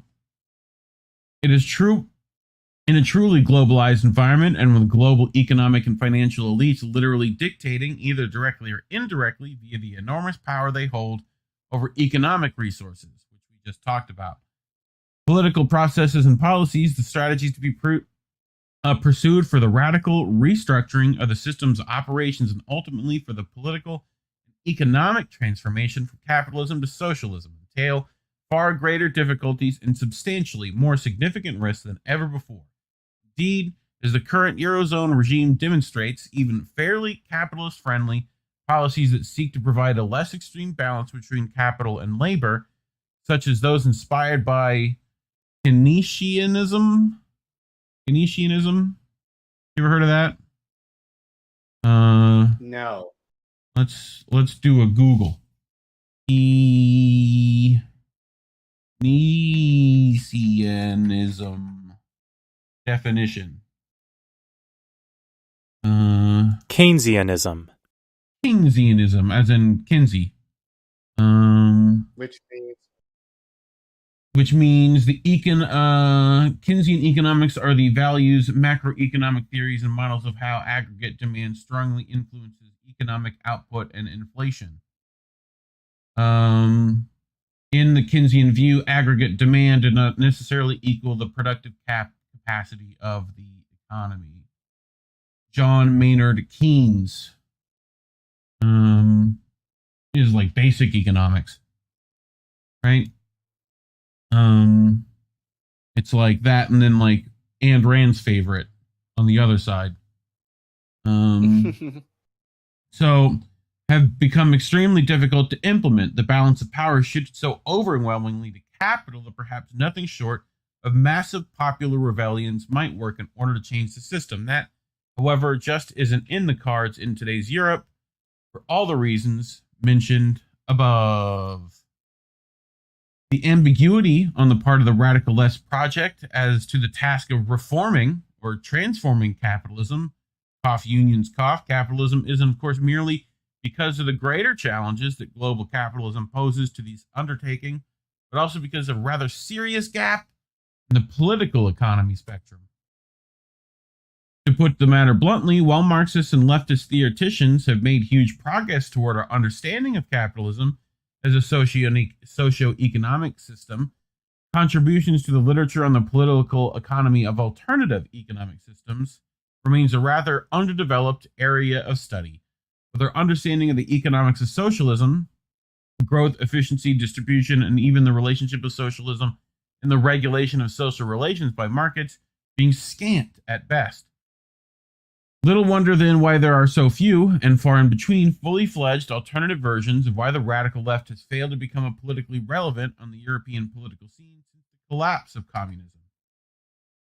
Notions like cooperation, equality, and participatory and radical democracy, ideas which, shockingly enough, are rarely raised or explored by the intellectuals of the parties of the radical left in Europe, are in urgent need of discussion and elaboration if the hope is to make inroads on the project of envisioning and working toward building a new social order with mass support.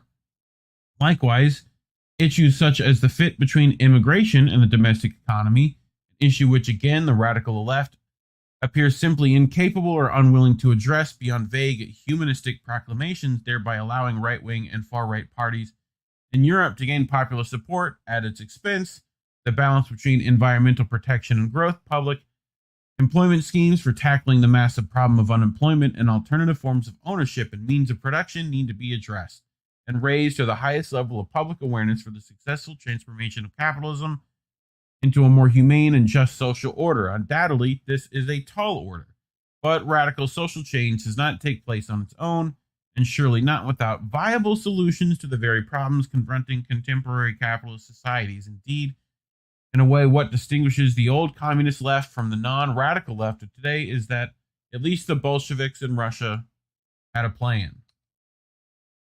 So, dude's coming at you. He's putting it to you. I'm sure people have answers for this guy, but you know, he is right that that's not being talked about. You know, like so. And it's mainly because the labels, this is why labels are bad. The minute you start bringing those theories with labels is the problem. Just bring the theories. Like, talk about how to fix it. Right. You know? So we try to do that here, clearly. We also try to, if you're running off bunk data and you can't see what's actually happening, you're going to make terrible decisions either way. So we also try to do a bit of that, but yeah. Any questions, Care Bear? Thoughts? No, I mean, it kind of gives a very... there's a lot there, and I think it's interesting that CJ uses Europe kind of as the basis there. I think it makes sense because there's a lot more range in parties in Europe generally. But, you know, it's the idea of, I just hate the fact that ideas are kind of associated with parties. Right. And just make it very cookie cutter in terms of like you're almost restricted. Like if you're a Democrat, you're restricted to think or believe in certain ideas. And then if you're a Republican, it's the same thing. And like if you're green, it's one thing. And it's like, and I think for me, kind of navigating among people who are very much, as I said, ride or die more or less ride or die Democrat, surprisingly.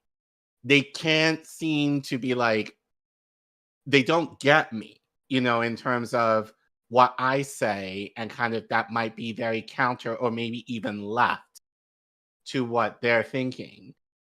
But even among, but I think it's kind of weird because even like among Republicans, generally, they seem to get where I'm coming from, depending who I'm talking to.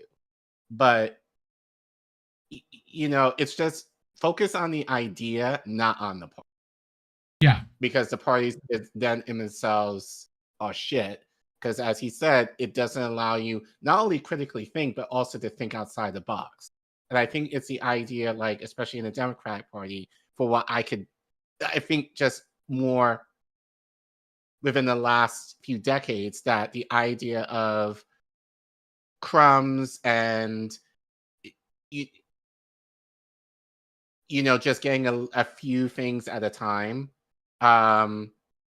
instead of really countering and really getting the grand prize in policy seems to be like the norm, right? Which is something I don't accept at all. It's the idea of no, you shoot for the stars when it comes to policy, and then where you land, that's where you land. But don't start from the compromised position and then work your way backwards, and then whatever you get out of it, you consider it a win. Like that just infuriates me to no end. And I think a lot of people think that way and kind of are in that space of, we can take what we can get. We continue fighting, but but I don't want to necessarily want the rest of my life to fight for crumbs, incremental crumbs. Yep, I agree. Which we're leading to why we get crumbs here in a second. But leave a comment. Tell us what you think. Put that there in the comments below. Do some of that stuff. Yeah. You ready for the next one?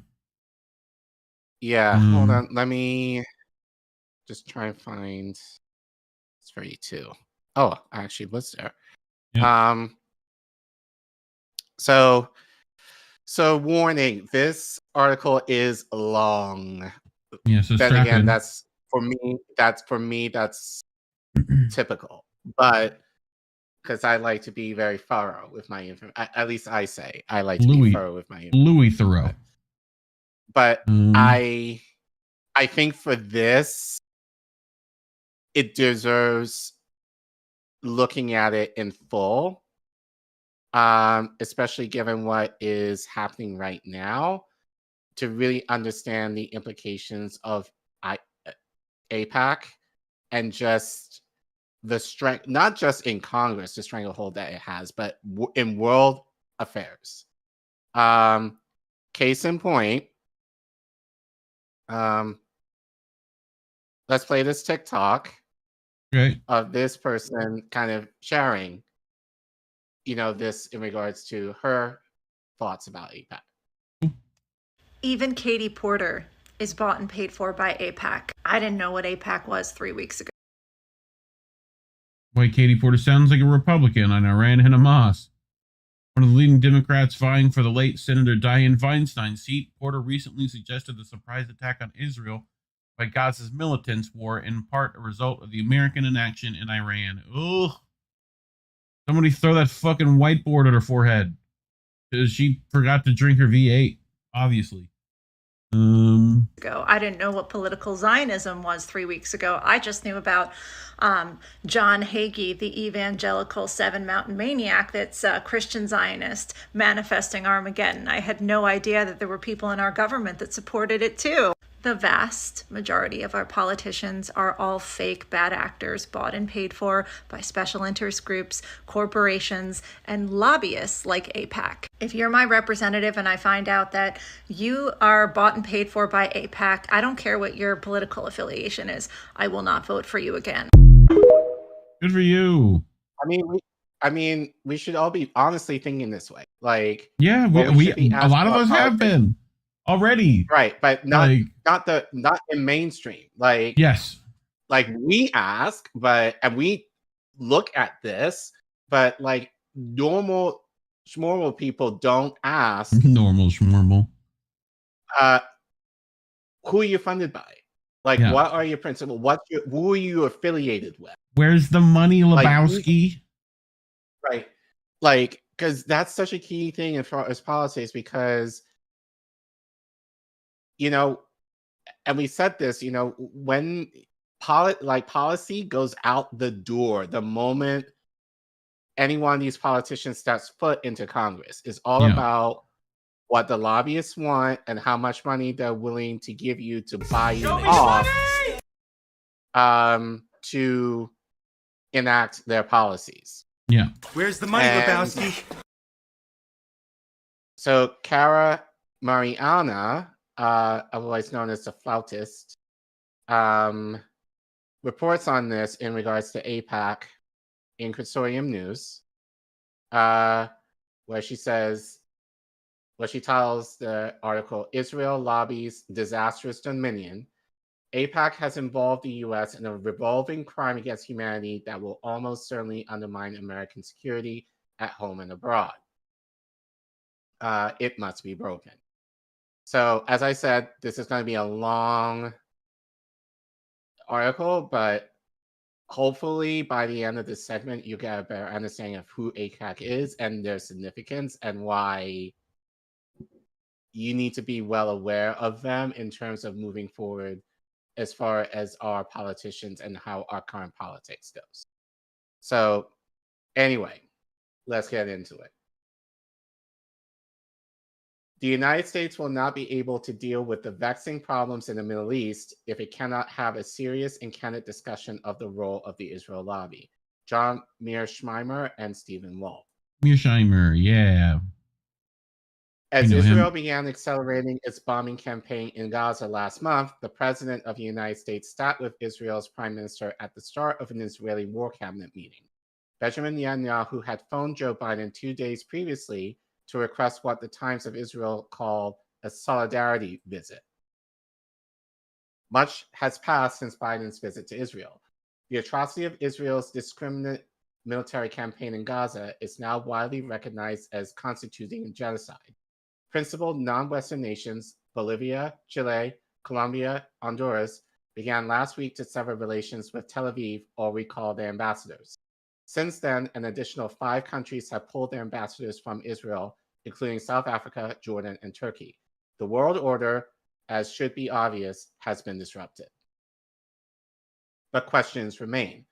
What does solidarity, as Biden's pledges, mean when Israel is daily committing war crimes for all the world to see? Why is the U.S., in violation of international law and everything it claims to stand for, aiding and abetting Israel's agenda of ethnic cleansing in Gaza? Why, bringing matters closer to home, is the United States prioritizing the interests and security of Israel above its own, while simultaneously damaging its credibility and authority abroad? These are questions that we have asked constantly over the last few weeks. You can zoom out. These questions raise the subject of the role of the American Israel Public Affairs Committee, AIPAC. U.S. foreign policy aligns so congruently with AIPAC's agenda that there is little distinction between them. In effect, the U.S. lacks an independent foreign policy that reflects its own security interests in West Asia. At this critical moment of violence, human suffering, and chaos, we must recognize that AIPAC, an unelected, technically non-government agency, exercises an excessive, wholly inappropriate influence in global affairs as well as in U.S. politics. This is rarely mentioned in our corporate media, and we can read this silence as a measure of the organization's unacceptable accumulation of power. AIPAC's influence on U.S. policy, domestic as well as foreign, has been considered many times. Most notably, there is the work of John Mearsheimer and Stephen Wolf, whose 2008 book, The Israel Lobby and U.S. Foreign Policy, stands as the most extensive examination of AIPAC's power we have to date.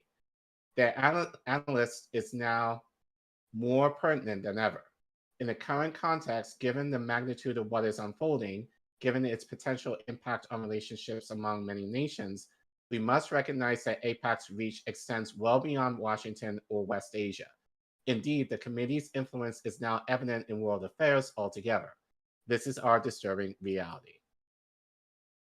Lobbying is paramount among AIPAC's various activities. As a lobbying group, it devotes its efforts to ensuring that the U.S. policy in West Asia, 1, prioritizes the containment of nations considered hostile to Israel, especially Iran, Iraq, and Syria. 2, prevents these countries from acquiring effective deterrents to Israel's nuclear arsenal. And 3, precludes any viable solution to the Palestinian question, a crisis caused when the State of Israel was founded and the homes and lands of indigenous Arabs were forcibly taken. Ranked among AIPAC's most significant efforts, it was intimately involved in getting Congress to support George W. Bush's invasion of Iraq in 2003. As reported recently by Eli Clifton in Responsible Statecraft, AIPAC sincerely repeated the Bush administration's enormous claim that Saddam Hussein was in league with al-Qaeda.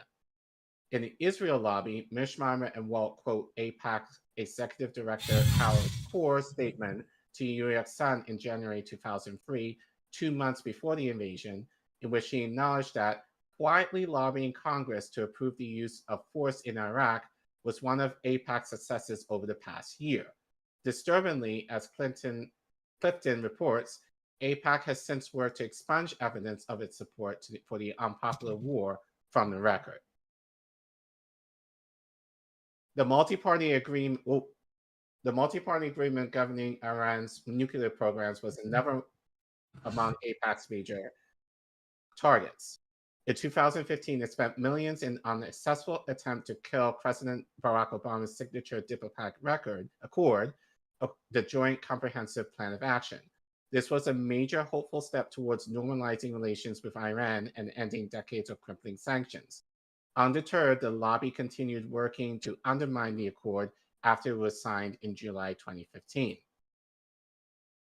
Finding an ally in former President Donald Trump, whose campaign was heavily influenced by members of the pro-Israel lobby opposed to the JCPOA, notably Robert Mercer and Sheldon Adelson, AIPAC redoubled its efforts.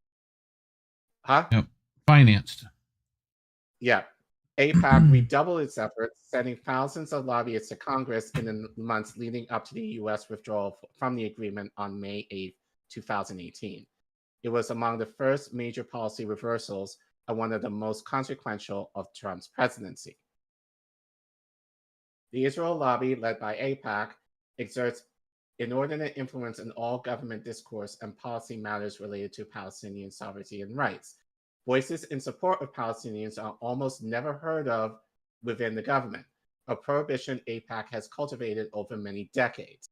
Any critique of Israel or AIPAC, in turn, is labeled anti-Semitic and swiftly punished. And we've seen this already with Rashida Tlaib. Congresswoman Ilhan Omar, for example, was removed from her position on the Foreign Affairs Committee in early 2023 for comments she made on Twitter questioning the financial relationship between AIPAC and members of Congress. A recent Washington Post article, "An Israeli-Palestinian battle to sway Congress, only one side wins," describes the unparalleled and unrivaled power it has over public discourse and ultimately American policy. Pro-Israel lobbyist groups and individuals contributed nearly $31 million to American congressional candidates during last year's election cycle, more than 6 times the contribution candidates received from the gun rights lobby, according to Open Secrets, a Washington nonprofit that tracks campaign finance and lobbying data. With this reality in mind, a dangerous reality given a extremist character, let's consider Biden's visit to Israel last month. Biden has given 2 speeches since that war cabinet meeting, one in Tel Aviv on October 18th, the other upon returning to Washington when he addressed the nation on October 20th. In each, the president reiterated all of the talking points and established dogma that have long characterized the U.S. relationship with Israel, all of which support Israeli priorities. Nothing new was offered, no more clarity, no fresh vision of how to address the original moral crime committed against the Palestinians when their homeland was taken from them 75 years ago, a theft of land that accounts for the new never-ending cycle of violence we witness once again. Biden performed on command in Israel. He was called to Tel Aviv and answered the call solely to legitimize what was profoundly illegitimate and to provide political cover for Israel as it finds itself increasingly alone in a world in which few nations beyond the West sanction the crimes it now commits. You want to say something, or? Nah, you're good. Okay. He assured Israel of U.S. unconditional support and subsequently promised $14.3 billion in new military assistance. This atop of a 10-year package of $38 billion committed during the Obama years. In short, Biden has licensed Israel to do whatever it wants, and Israel is doing just that, including razing Gaza City to the ground and ridding the north of the territory of all Palestinians. Two factors explain this abject policy failure. First, and obviously, this president isn't capable of statesmanship of the magnitude required. Moreover, he professes a deep personal affinity for the Zionist vision, for Israel to seize all the lands of biblical Palestine as its own, and no incentive to do anything other than align himself with Israel's interests. Let's see. And you want to see that? Play the clip. There is this inextricable tie between culture, religion, ethnicity that most people don't fully understand. That is unique and, how can I say it?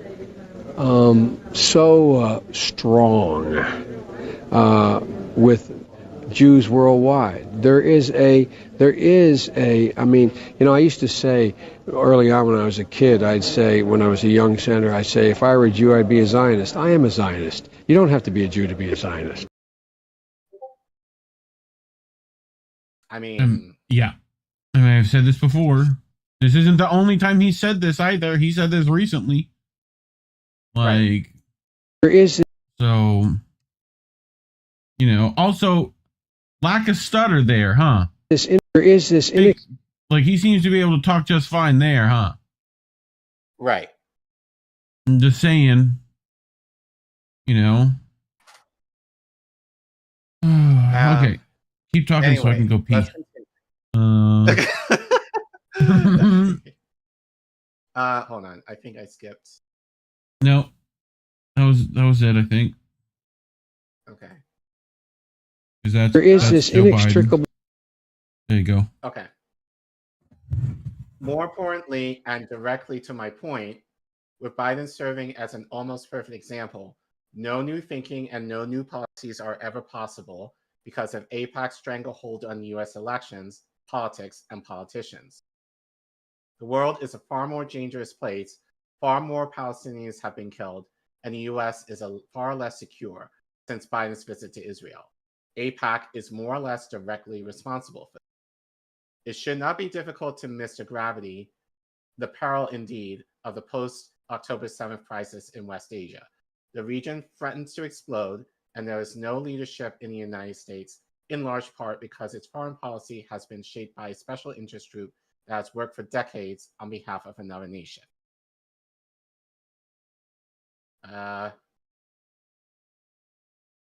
Actually, I'm going to need Reef to come back. But so yeah, so while Reef comes back, so yeah, it just kind of goes to show how heavy-footed AIPAC is in terms of their policy. And actually, now I'm thinking about it, I have to wonder how much more do they have an effect on current domestic policy, whether it be like Medicare for all or like $15 minimum wage or policies that are extremely popular. Reef, you're back? Yeah. Okay, I got another clip for you. Okay. I want to just clarify one thing, Senator, if I might. You support a humanitarian pause in Gaza. Some of your fellow progressives say that there should be a full-on ceasefire, which would require an agreement on both sides to halt the fighting. Do you support a ceasefire? And if not, why not?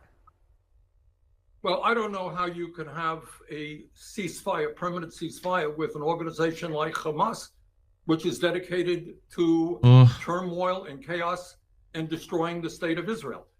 And I think what the Arab countries in the region understand, that Hamas has got to go. So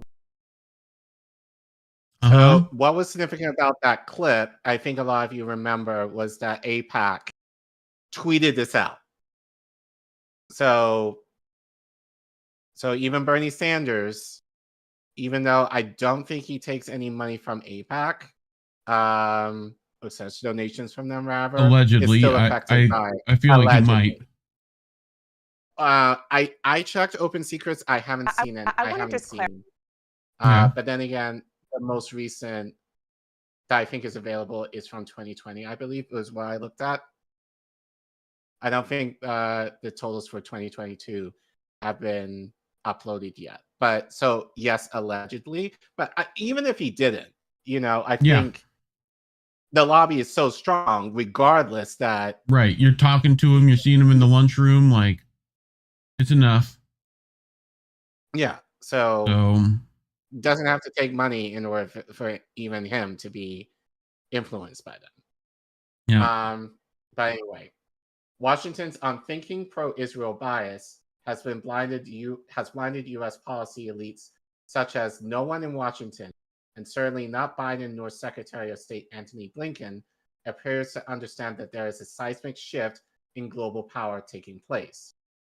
U.S. security and standing in the world are suddenly more precarious than they have ever been in the whole of its history. Excuse me. The U.S. is being damaged, is seriously damaging itself by the continued unwavering support of a nation that is so clearly out of control and that has been recognized by many human rights organizations as an apartheid state. Supporting Israel is no longer in the best interest of the United States, if ever it was, and is becoming an increasing liability. Move forward. There we go. We cannot any longer overlook the role of the American Israeli Public Affairs Committee in all of this. It bears considerable responsibility for this global upheaval and for the damage the U.S. sustains as it supports the nation AIPAC serves. Founded in 1954 as the American Zionist Committee for Public Affairs. Like it only recently changed the name. Yes, continue. Right. So they just call themselves Zionists even back then. Right. So AIPAC's mission was at the start threefold: to advance a pro-Israel agenda within the U.S. government, to shape public opinion in support of Israel, to close ranks within the American Jewish community, so creating a monolithic and united Jewish front by censoring and ostracizing any Jew who criticized Israel, which no it matter still what does. Israel did. Still does. It's still what From it the does. From the beginning, then, AIPAC's mission was bound to be detrimental to U.S. democracy and policy alike. I wonder why. As you can see, wish we can ever have her on, but we've heard her many, many times. Caitlin Johnstone tweeted this, friendly reminder that none of this would be happening if America was a real democracy. So this is a Data for Progress poll where 66% of likely voters agree that the U.S. should call for a ceasefire and de-escalation of violence in Gaza to prevent civilian deaths. And I think in this, it shows that 80% of Democrats support a ceasefire in the region right now. And I think over half of Republicans do. So just goes to show how much disdain the Democratic Party has for its base, that they don't even care, even in this issue, for instance, to call for a ceasefire. Right. But let's continue. Zoom out. The pro-Israel lobby, as we now have it, emerged as a public relations response to a massacre of Palestinians in the city of Quaiba, I guess that's how you say it, 70 years ago last month. Like that. Doug Rosenau, an academic historian, describes the events in The Dark Roots of AIPAC, America's pro-Israel lobby, published March 6, 2018 in the Washington Post. Doug's name sounds like what you ask your stoner friend for in the middle of Doug Rosen now. Like, that's what that. Sorry, bro. You know, on Any October zoomies? 15th, No. zoom out. That's Yeah. On October 15th, 1953, all hell broke loose. News spread that a special Israeli army unit had struck into the Jordanian-occupied West Bank and committed a massacre in the Palestinian village of Kuwaiba, killing more than 60 civilians indiscriminately in retaliation for the murder of a Jewish woman and her 2 children in Israel on the night of October 12th. The strike reflected Israeli policy. Prime Minister David Ben-Gurion had fixed on a policy of reprisals, military assaults intentionally disproportionate on local Arab populations as a response to such attacks. After October 8th, Ben Guri in like the canal. After the October 12 killings, Ben Gurion and top colleagues chose nearby Qayyah to suffer retribution. Yeah. Time magazine carried a shocking account of deliberate, even casual mass murder by Israeli soldiers of Qayyah, slouching, smoking, and joking. Yep. The New York Times ran extensive excerpts from a UN commission that refuted Israeli lies about the incident. The response from Washington was immediate. Aid to Israel was suspended. At the UN Security Council, the United States supported a censure of Israel. This was during President Dwight Eisenhower's first term in the White House. Today, any American response of this kind to Israeli violations of international law is inconceivable, testimony to AIPAC's success.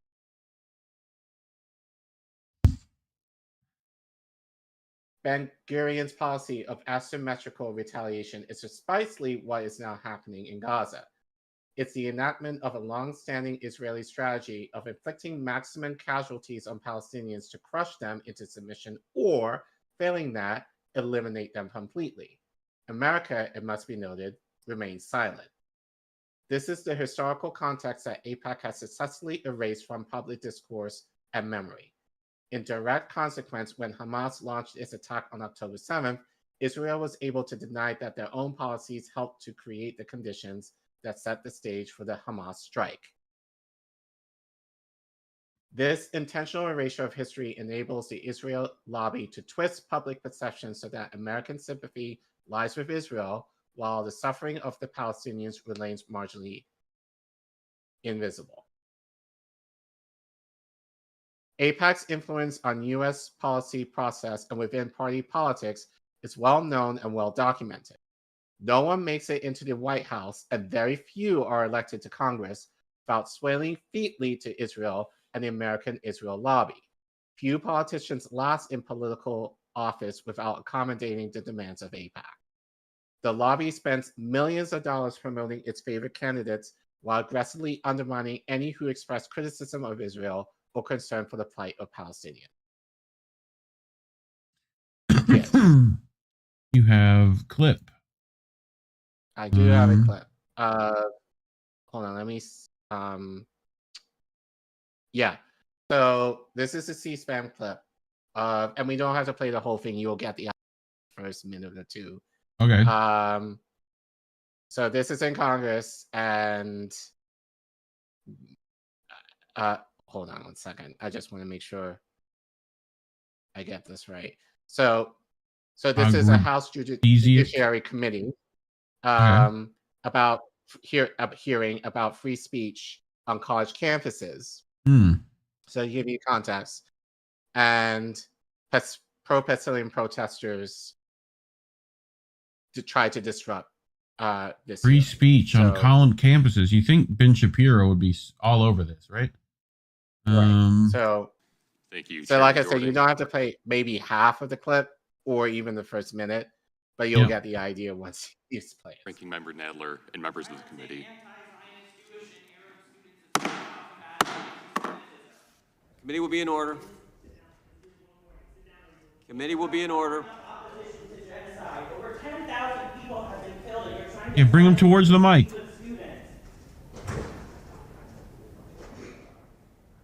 Or towards the people mic. being here, but the committee has to be in order. If you, There you go. we will remove every single person who disrupts the committee. I see a lot of kufkas. That's gonna be a minute.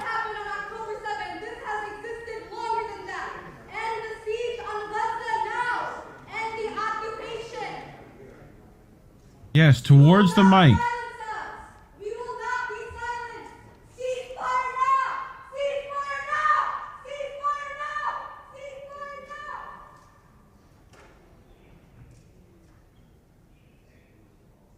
Gentleman is recognized. Thank you, Chairman Jordan, Ranking Member Nadler, and members of the committee.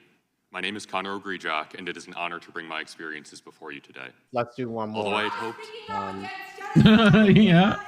Whatever, man. Committee will be in order. Yeah, girl.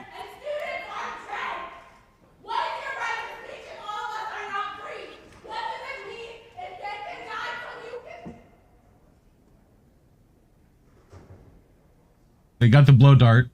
They got the blow dart in there. Ugh. Although I had hoped that my arrival to higher...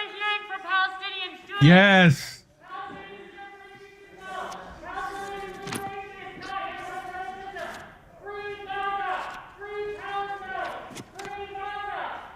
Is this it goes for 4 minutes of this every time, right?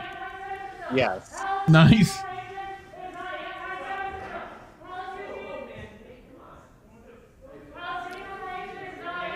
Bro, you've had practice at this. You've done 2, 3 already.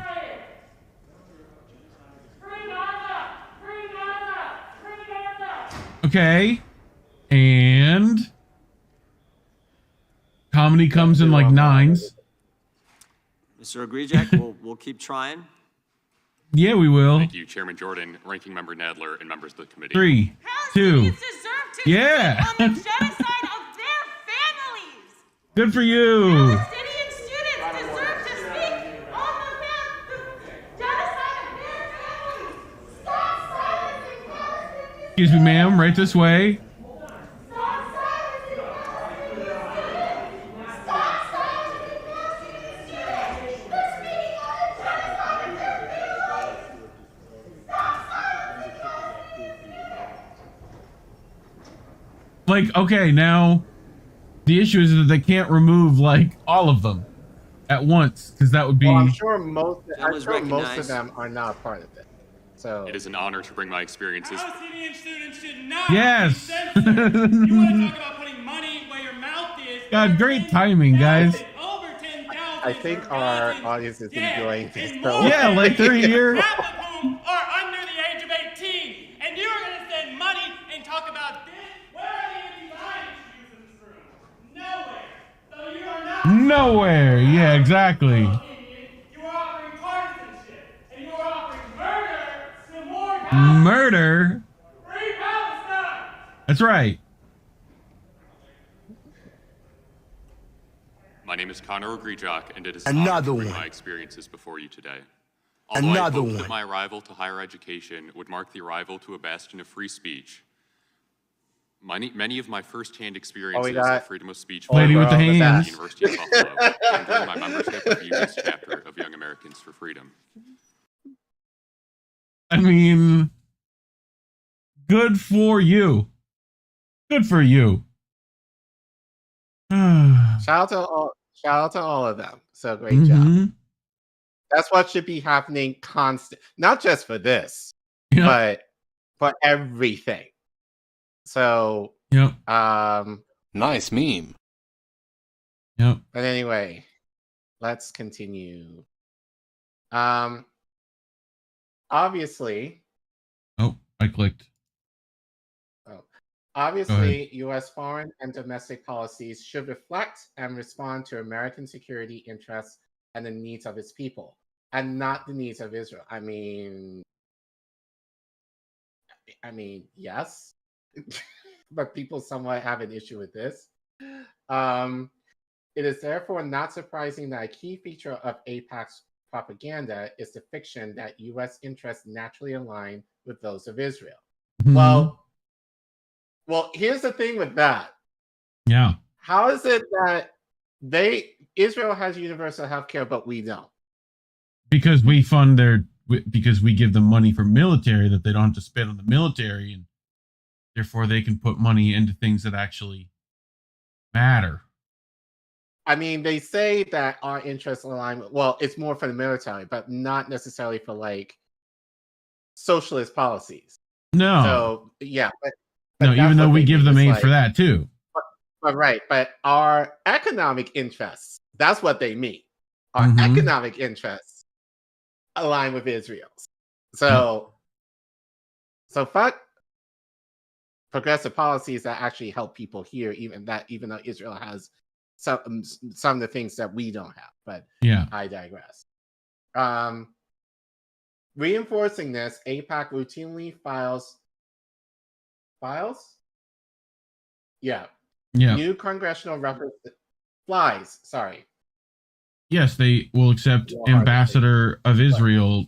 DJ Khaled is coming to Congress. Reinforcing this, AIPAC routinely flies new congressional representatives to Israel, where they meet with government officials in the process of pro-Israel indoctrination to secure continuing U.S. political, financial, and military support. New tourists looking at you, among others. In reality, U.S. uncritical support of Israel has long enraged the Arab world, making the U.S. less safe, and was one of the motives behind the 9/11 attacks. AIPAC's reach extensively deeply into the legislative and executive branches of the U.S. government, U.S. think tanks, foreign policy elites, corporate media, and academia, a phenomenon extensively researched and documented by Mearsheimer and Walt. In a working paper published in 2006 under the same name as their book and available on the link, we'll probably add the link in the description for those of you who want to look at that. Yeah. The authors had this to say. Were it not for the lobby's ability to work effectively within the American political system, the relationship between Israel and the United States will be far less intimate than it is today. 17 years later, this reads like a gross understatement. The Israel lobby is effectively running U.S. foreign policy in West Asia and funneling billions of dollars to Israel in support of a racist Zionist agenda, a system of apartheid, according to UN and Amnesty International, that weakens the United States, undermines our domestic policies and welfare, and destabilizes the entire region. Here again are Mearsheimer and Walt.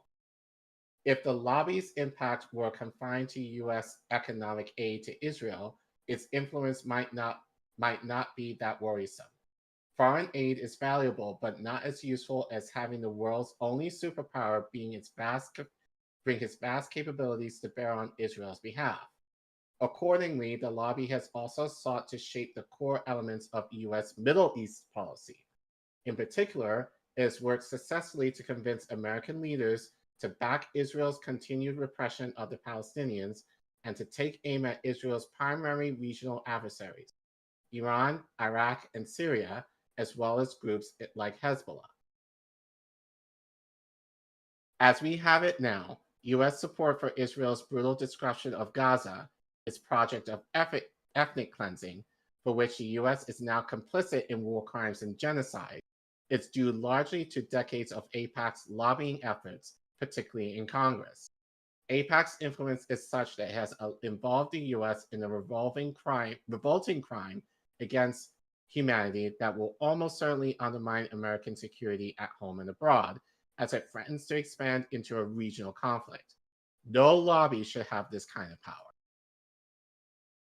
It is very difficult to criticize Israel and U.S. policy that favors Israel for several reasons. First, media coverage of events in West Asia has long been slanted in Israel's favor, so that it is almost impossible to get unbiased information from mainstream news sources. Related to this, and as I've already mentioned, the historical context surrounding the conflict has been erased by the press and in public memory. Last, one of the more cynical strategies AIPAC employs is branding anyone who criticizes Israel as anti-Semite, an accusation it habitually and obviously uses to censor and silence dissent. So here, as we could see, as an example, a tweet from Alex Payne, Columbia University is suspending Students for Justice in Palestine and Jewish Voices for Peace as official student groups through the end of the fall term. So we've seen this, if not getting worse, in different college campuses across the country. All that I outlined here has made it impossible to resolve the need for Palestinians to have a secure homeland, whether that is a one or two state solution. Until this fundamental issue is resolved, the entire region will remain unstable, Israelis will never be safe, Palestinians denied basic human rights will continue to suffer under Israeli apartheid, and the Palestinian resistance will continue its sporadic attacks, all of which undermines global stability and security. For things to change, the United States needs entirely new thinking, a new vision, an altogether new foreign policy agenda regarding the state of Israel and West Asia. This will only come to be when AIPAC loses the influence it currently holds over America's elected officials and policy elites, and indeed at all levels in Washington, within corporate media and academia, is broken. AIPAC, it is time to conclude, and must be broken. Peace in West Asia and the stability order elsewhere depend on this project. The way forward, as I see it, is twofold. First, a bright light must be kept focused on Israel's war crimes and on its long-established policy of apartheid. So this is how I interpret this. Continue your tweets regarding Israel, especially that criticize Israel, and anything that you see that is reported, as long as it's true, tweet it out. At least for us in the audience, I think it's definitely important to do that. Second, and related to this, the history that has been erased must be resurrected. The history of Zionism, of the founding of Israel, and of the sustained and systemic violence perpetuated against the Palestinian people. Along with this, the U.S. must come to terms with the historical presence and influence of Christian Zionism, a movement that sustains AIPAC's influence as it enables the expansion of illegal Israeli settlements. The project I described is in no way easily accomplished. It will necessitate a relentless and sustained campaign on social media, within home independent journalism, and within the political arena, a project capable of reaching deeply into American society and politics. It is an effort each of us can take up according to our abilities and influence. Among other things, it will require time and courage, including the courage to risk accusations of anti-Semitism.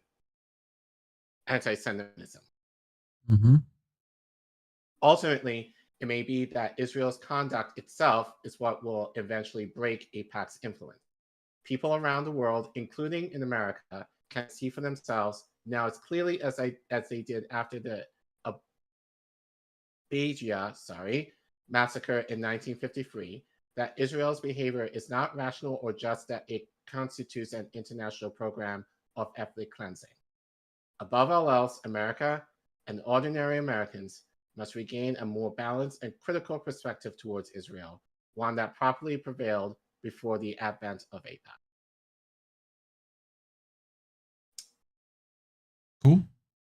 I mean, as I said, long, but very beneficial. You're done. What? And hopefully AIPAC can be done before soon enough. But would be nice. I think shout out to Indy for sending me this article. And so I think for guys, you know your charge. So continue protesting, continue being loud on social media and otherwise. Tell people the reality of Zion. Really, and again, let's make this clear. Judaism is not affiliated with Zionism in any way. Let me make that clear. Right? So what we're talking about here is Zionism, not Judaism, and not specifically Jews themselves. But if you're a Jew Zionist or Christian Zionist, there's a problem. Okay? Yeah. AIPAC in of itself is in their name is the problem that that has affected where we are right now. And so as you're aware of that, please educate as best as you can. Hell, once we clip them, show them this. Have your friends and family or your Zionist friends or whoever read this article, or even this stream, because we talked a lot about the Israel-Palestine conflict over the last few weeks. But it's important to understand why AIPAC is dangerous. And we've been seeing this, even subtly, even if you may not be aware of it, more than likely AIPAC has had a hand in it. So point being, expose their asses and continue to be brave as much as you're able to without, obviously, we don't want people losing their jobs and shit, which has happened, and that's definitely a fear. Yeah. But, make sure you put your, most extreme thoughts in the comments for Google to have in perpetuity with your name attached. Make sure you do that. Do the doo-doo. You ready for the last one, Kid Bear? I am ready. Nope. So we travel a little farther east to India.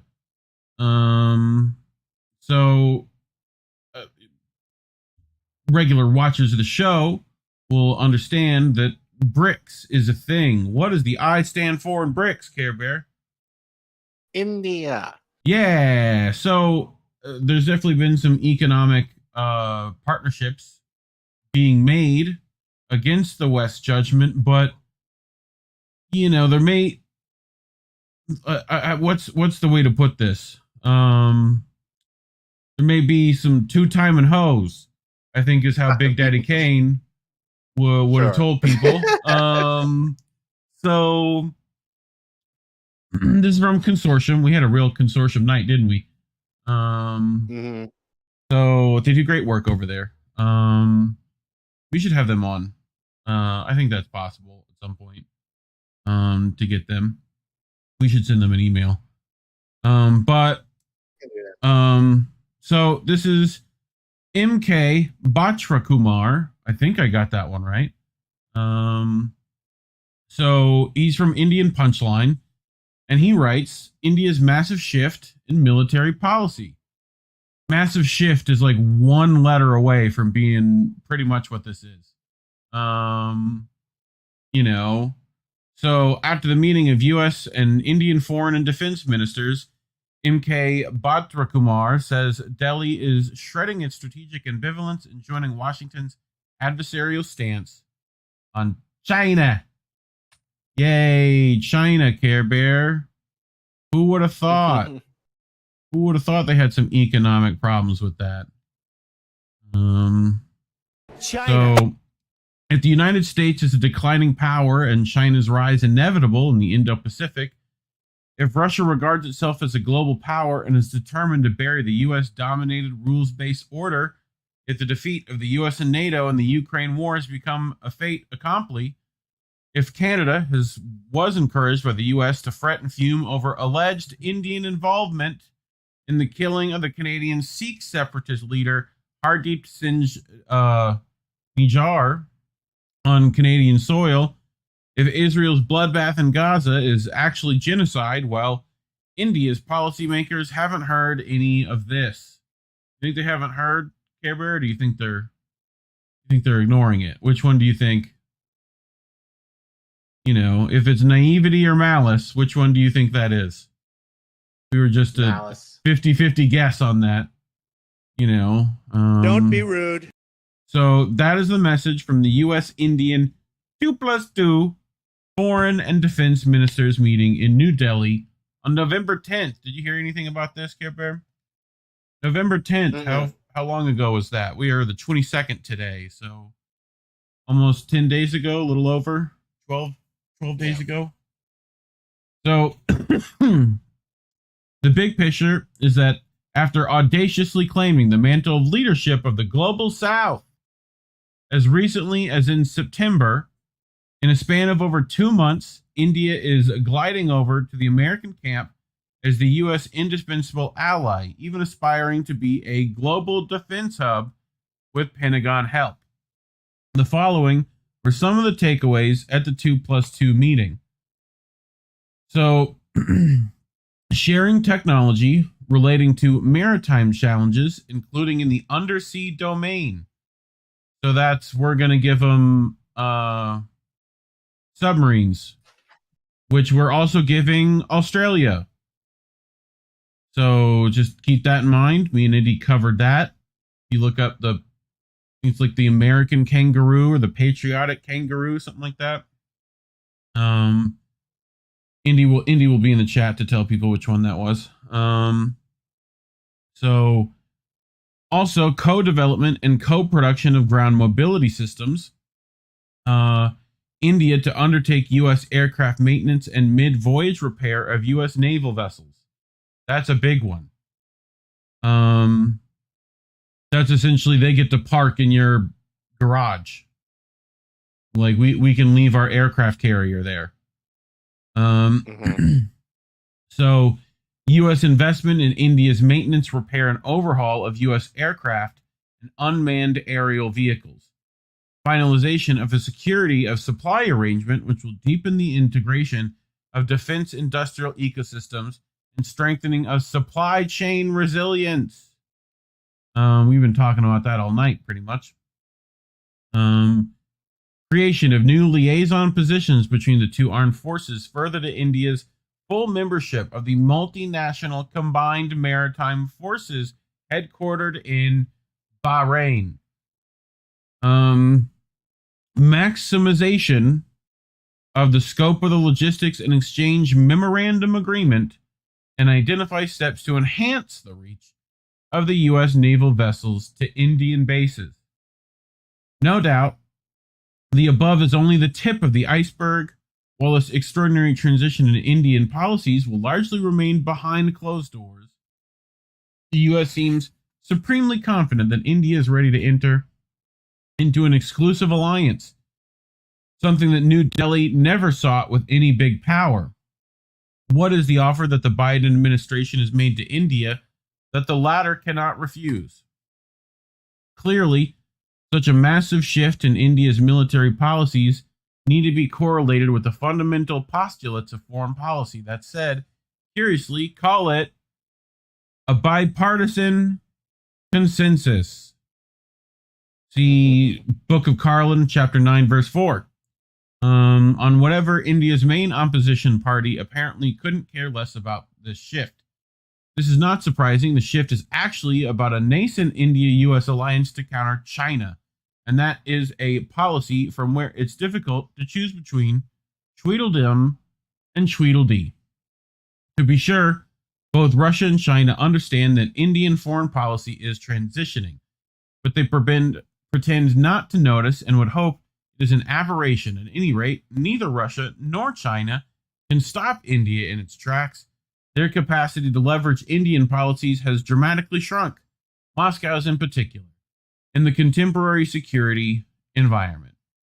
The heart of the matter is that India is not ecstatic about the growing multipolarity in the world order. India is a beneficiary of the rules-based order and feels far more comfortable with a bipolar world order where multipolarity, if at all, remains a fringe phenomenon, while the U.S. preeminence will continue to prevail for decades to come. Such a paradigm is perceived as advantageous for India to navigate its pathway towards checking China's hegemonic instincts while also optimally developing its own comprehensive national power. It is an ambitious agenda, which is risky too, as policy change in Washington as presidents come and go and American interests get redefined and priorities change. Today, however, the Indian willingness to align with the U.S. is more evident than ever before. The animus against China's rise is palpable at the 2+2 meeting. India has cast away any residual pretensions and is shifting toward an openly adversarial relation with China. The QAD has become an important locomotive, to be sure. A Chinese response can be expected. When or in what form, time will tell. This is only possible because Delhi feels reasonably assured that Washington's Indo-Pacific focus remains intact under the Biden administration, despite growing engagement with China seen in the summit meeting between Chinese President Xi Jinping and Biden in San Francisco. You remember this, Care Bear? Mm-hmm. So with both sides hoping to make the Sino-American relationship more predictable. Looky-loo here, Care Bear. Right? We've got in this corner. You know that guy, right? You recognize this little guy right here? That's it, right? Yeah. Yeah. Little It's blink kinda in hard to there. And then Lloyd Austin. We've talked about both these guys before. Yes. So, yep. And Defense Minister Rajnath Singh and the Minister of External Affairs D.S. Jaishankar at the 2+2 ministerial meeting.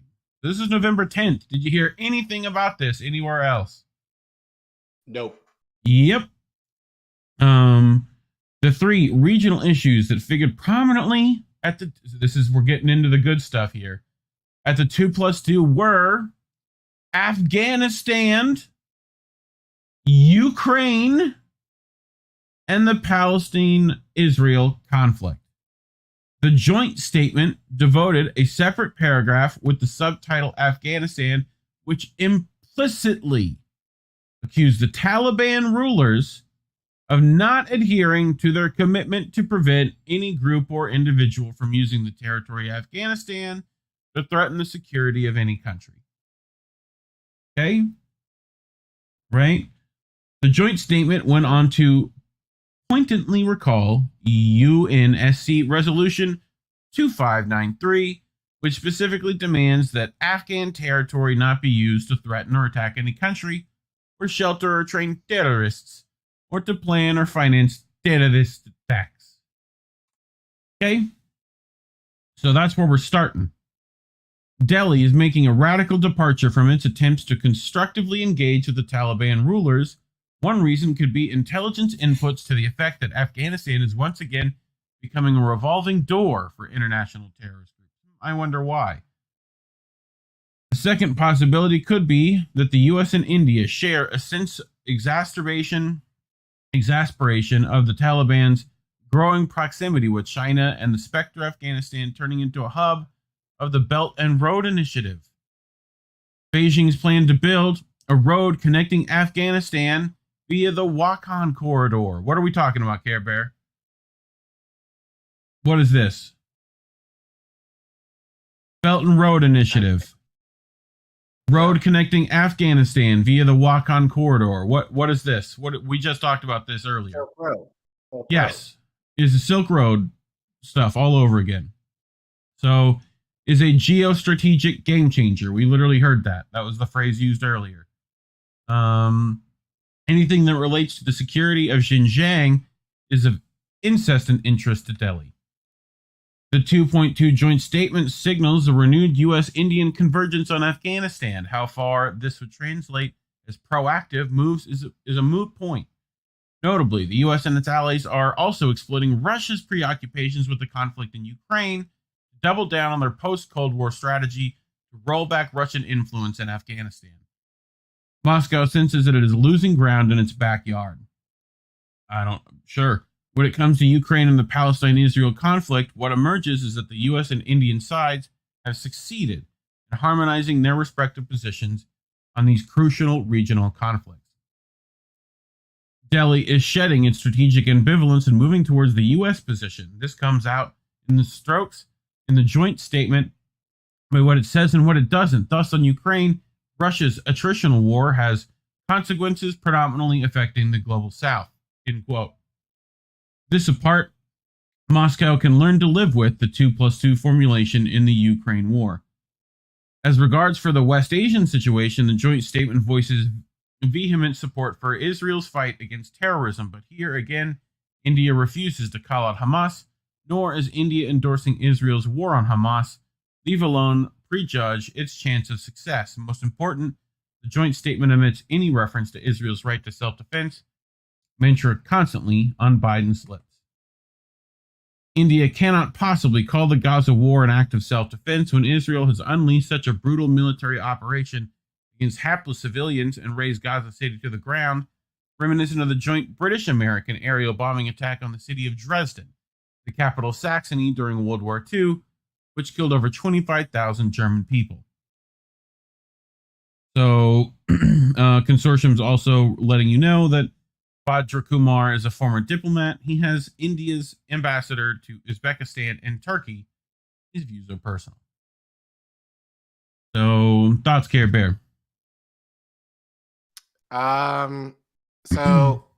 I was talking to Nuno about this earlier. Nuno, I talked to him about, he's extremely knowledgeable about India. Well, it helps that his girlfriend is Indian. So yeah, he's able to tell me, and he has a huge interest in the country anyway. But he mentioned to me, which makes sense given the article, that this is mostly, all of this is happening is basically to please the right wing in India in terms of appeasing that base who are very anti-China.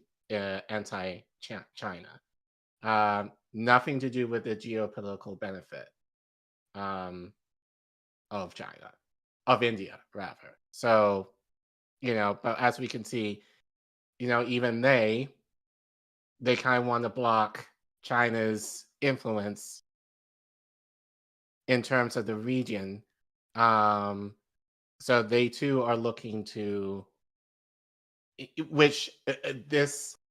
so as you said, and what we've said, the idea of BRICS with India in the mix and Brazil, that we know of right now, are problematic as hell because they have one foot in terms of seemingly wanting to break away from the West, and another foot into being a part of the West in some way, shape, or form.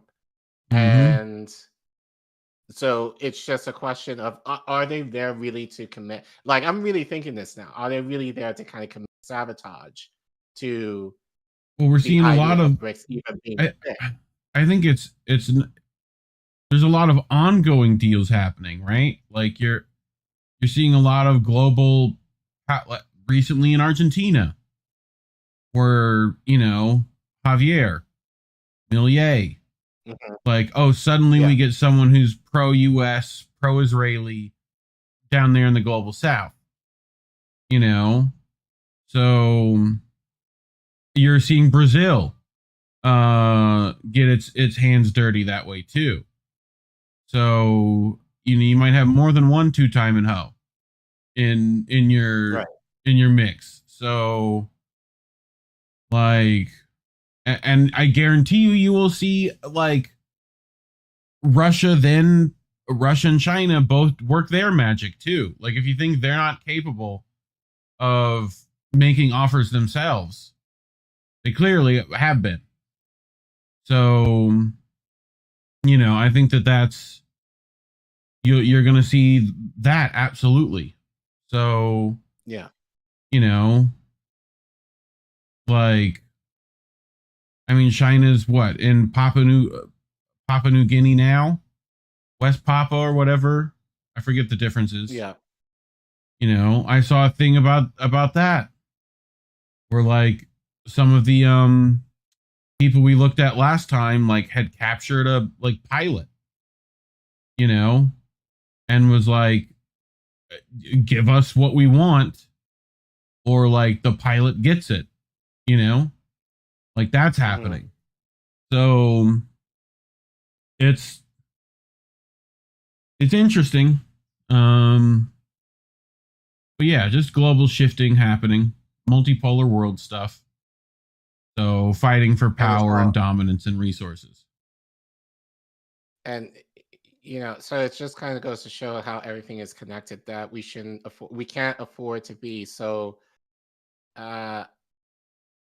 isolationist, if that's a word. Like you just gotta just thinking like, oh, keep your eyes on a swivel, pretty much.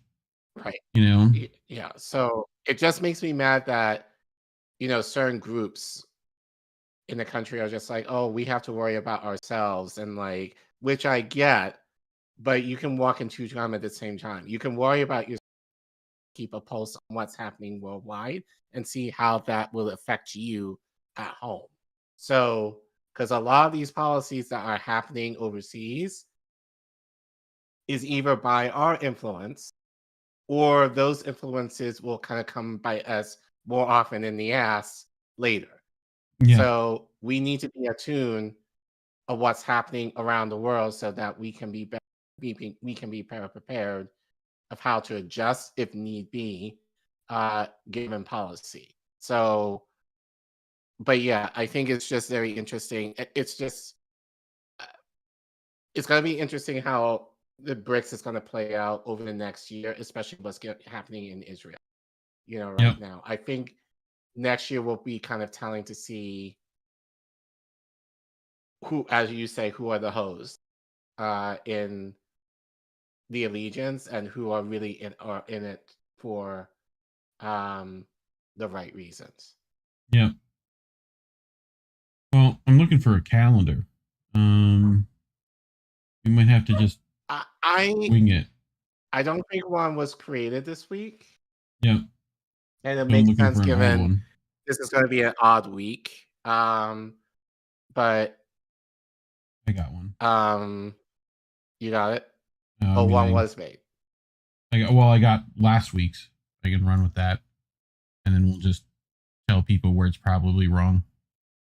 I think the as we say, the best place to look is Twitter mainly. Is on Twitter and just get any news and just get updates. And I'm sure a lot of this, given that it's Thanksgiving, will be subject to all sorts of weird things. A lot of changes. We started later tonight, so earlier tonight. So yeah. So, Tara, I do know, is trying to get Kevork Almasian. I think she's pre-recording that Thursday for Friday, so hopefully all goes well there. And not sure if Angel in the Afternoon is happening after Thanksgiving. Not sure if Indy's going to put up a nobody wants to work anymore tomorrow, but keep an eye on stuff if you're looking. Gabriel Shipton should be on Misty's at 5, so check that. Saturday, I don't know if Beauty and the Boomer is happening, but keep an eye on that Saturdays. Sunday, how did we miss that? I think Indy definitely will want to do one. He's been out a couple of weeks on that, so we'll see. We'll see. Kind of iffy on that. I think he'll pull something together. Politically Homeless, not sure if they're going to be live. We should have American Tradition next week. And actually, that reminds me, I need to talk to Jesse about something I'd like to collaborate him with. Since it's Given Tuesday, I have to do my annual fundraiser. So I've talked to him a little bit about that.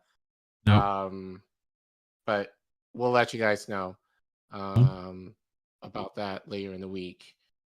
And then next week, we should be back here for INN News. Yep. Anything else?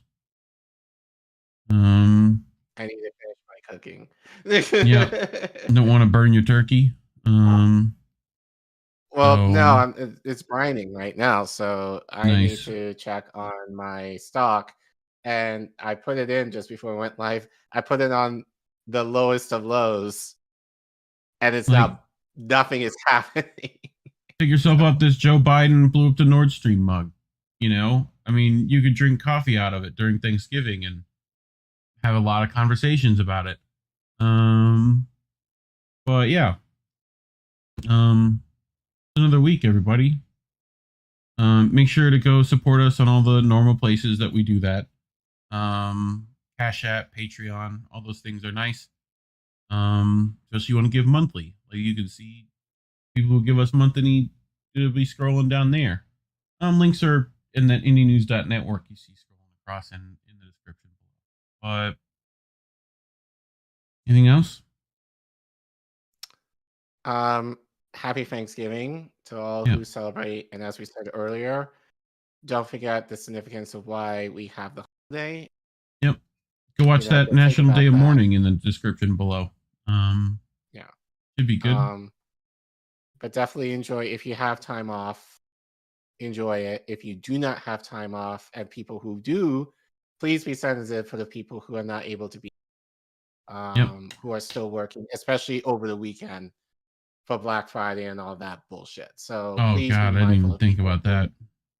Yeah, please be mindful of those people, like who will have to work either tomorrow through the weekend, and give them some extra love, just due to our capitalist society. But yeah, we love you all. Enjoy yourselves, and yeah, we'll see you soon. As I said earlier, labels are bad. Stay independent. Good night, fam. We want to talk right down to earth in a language that everybody here can easily understand. Bye, have a great time.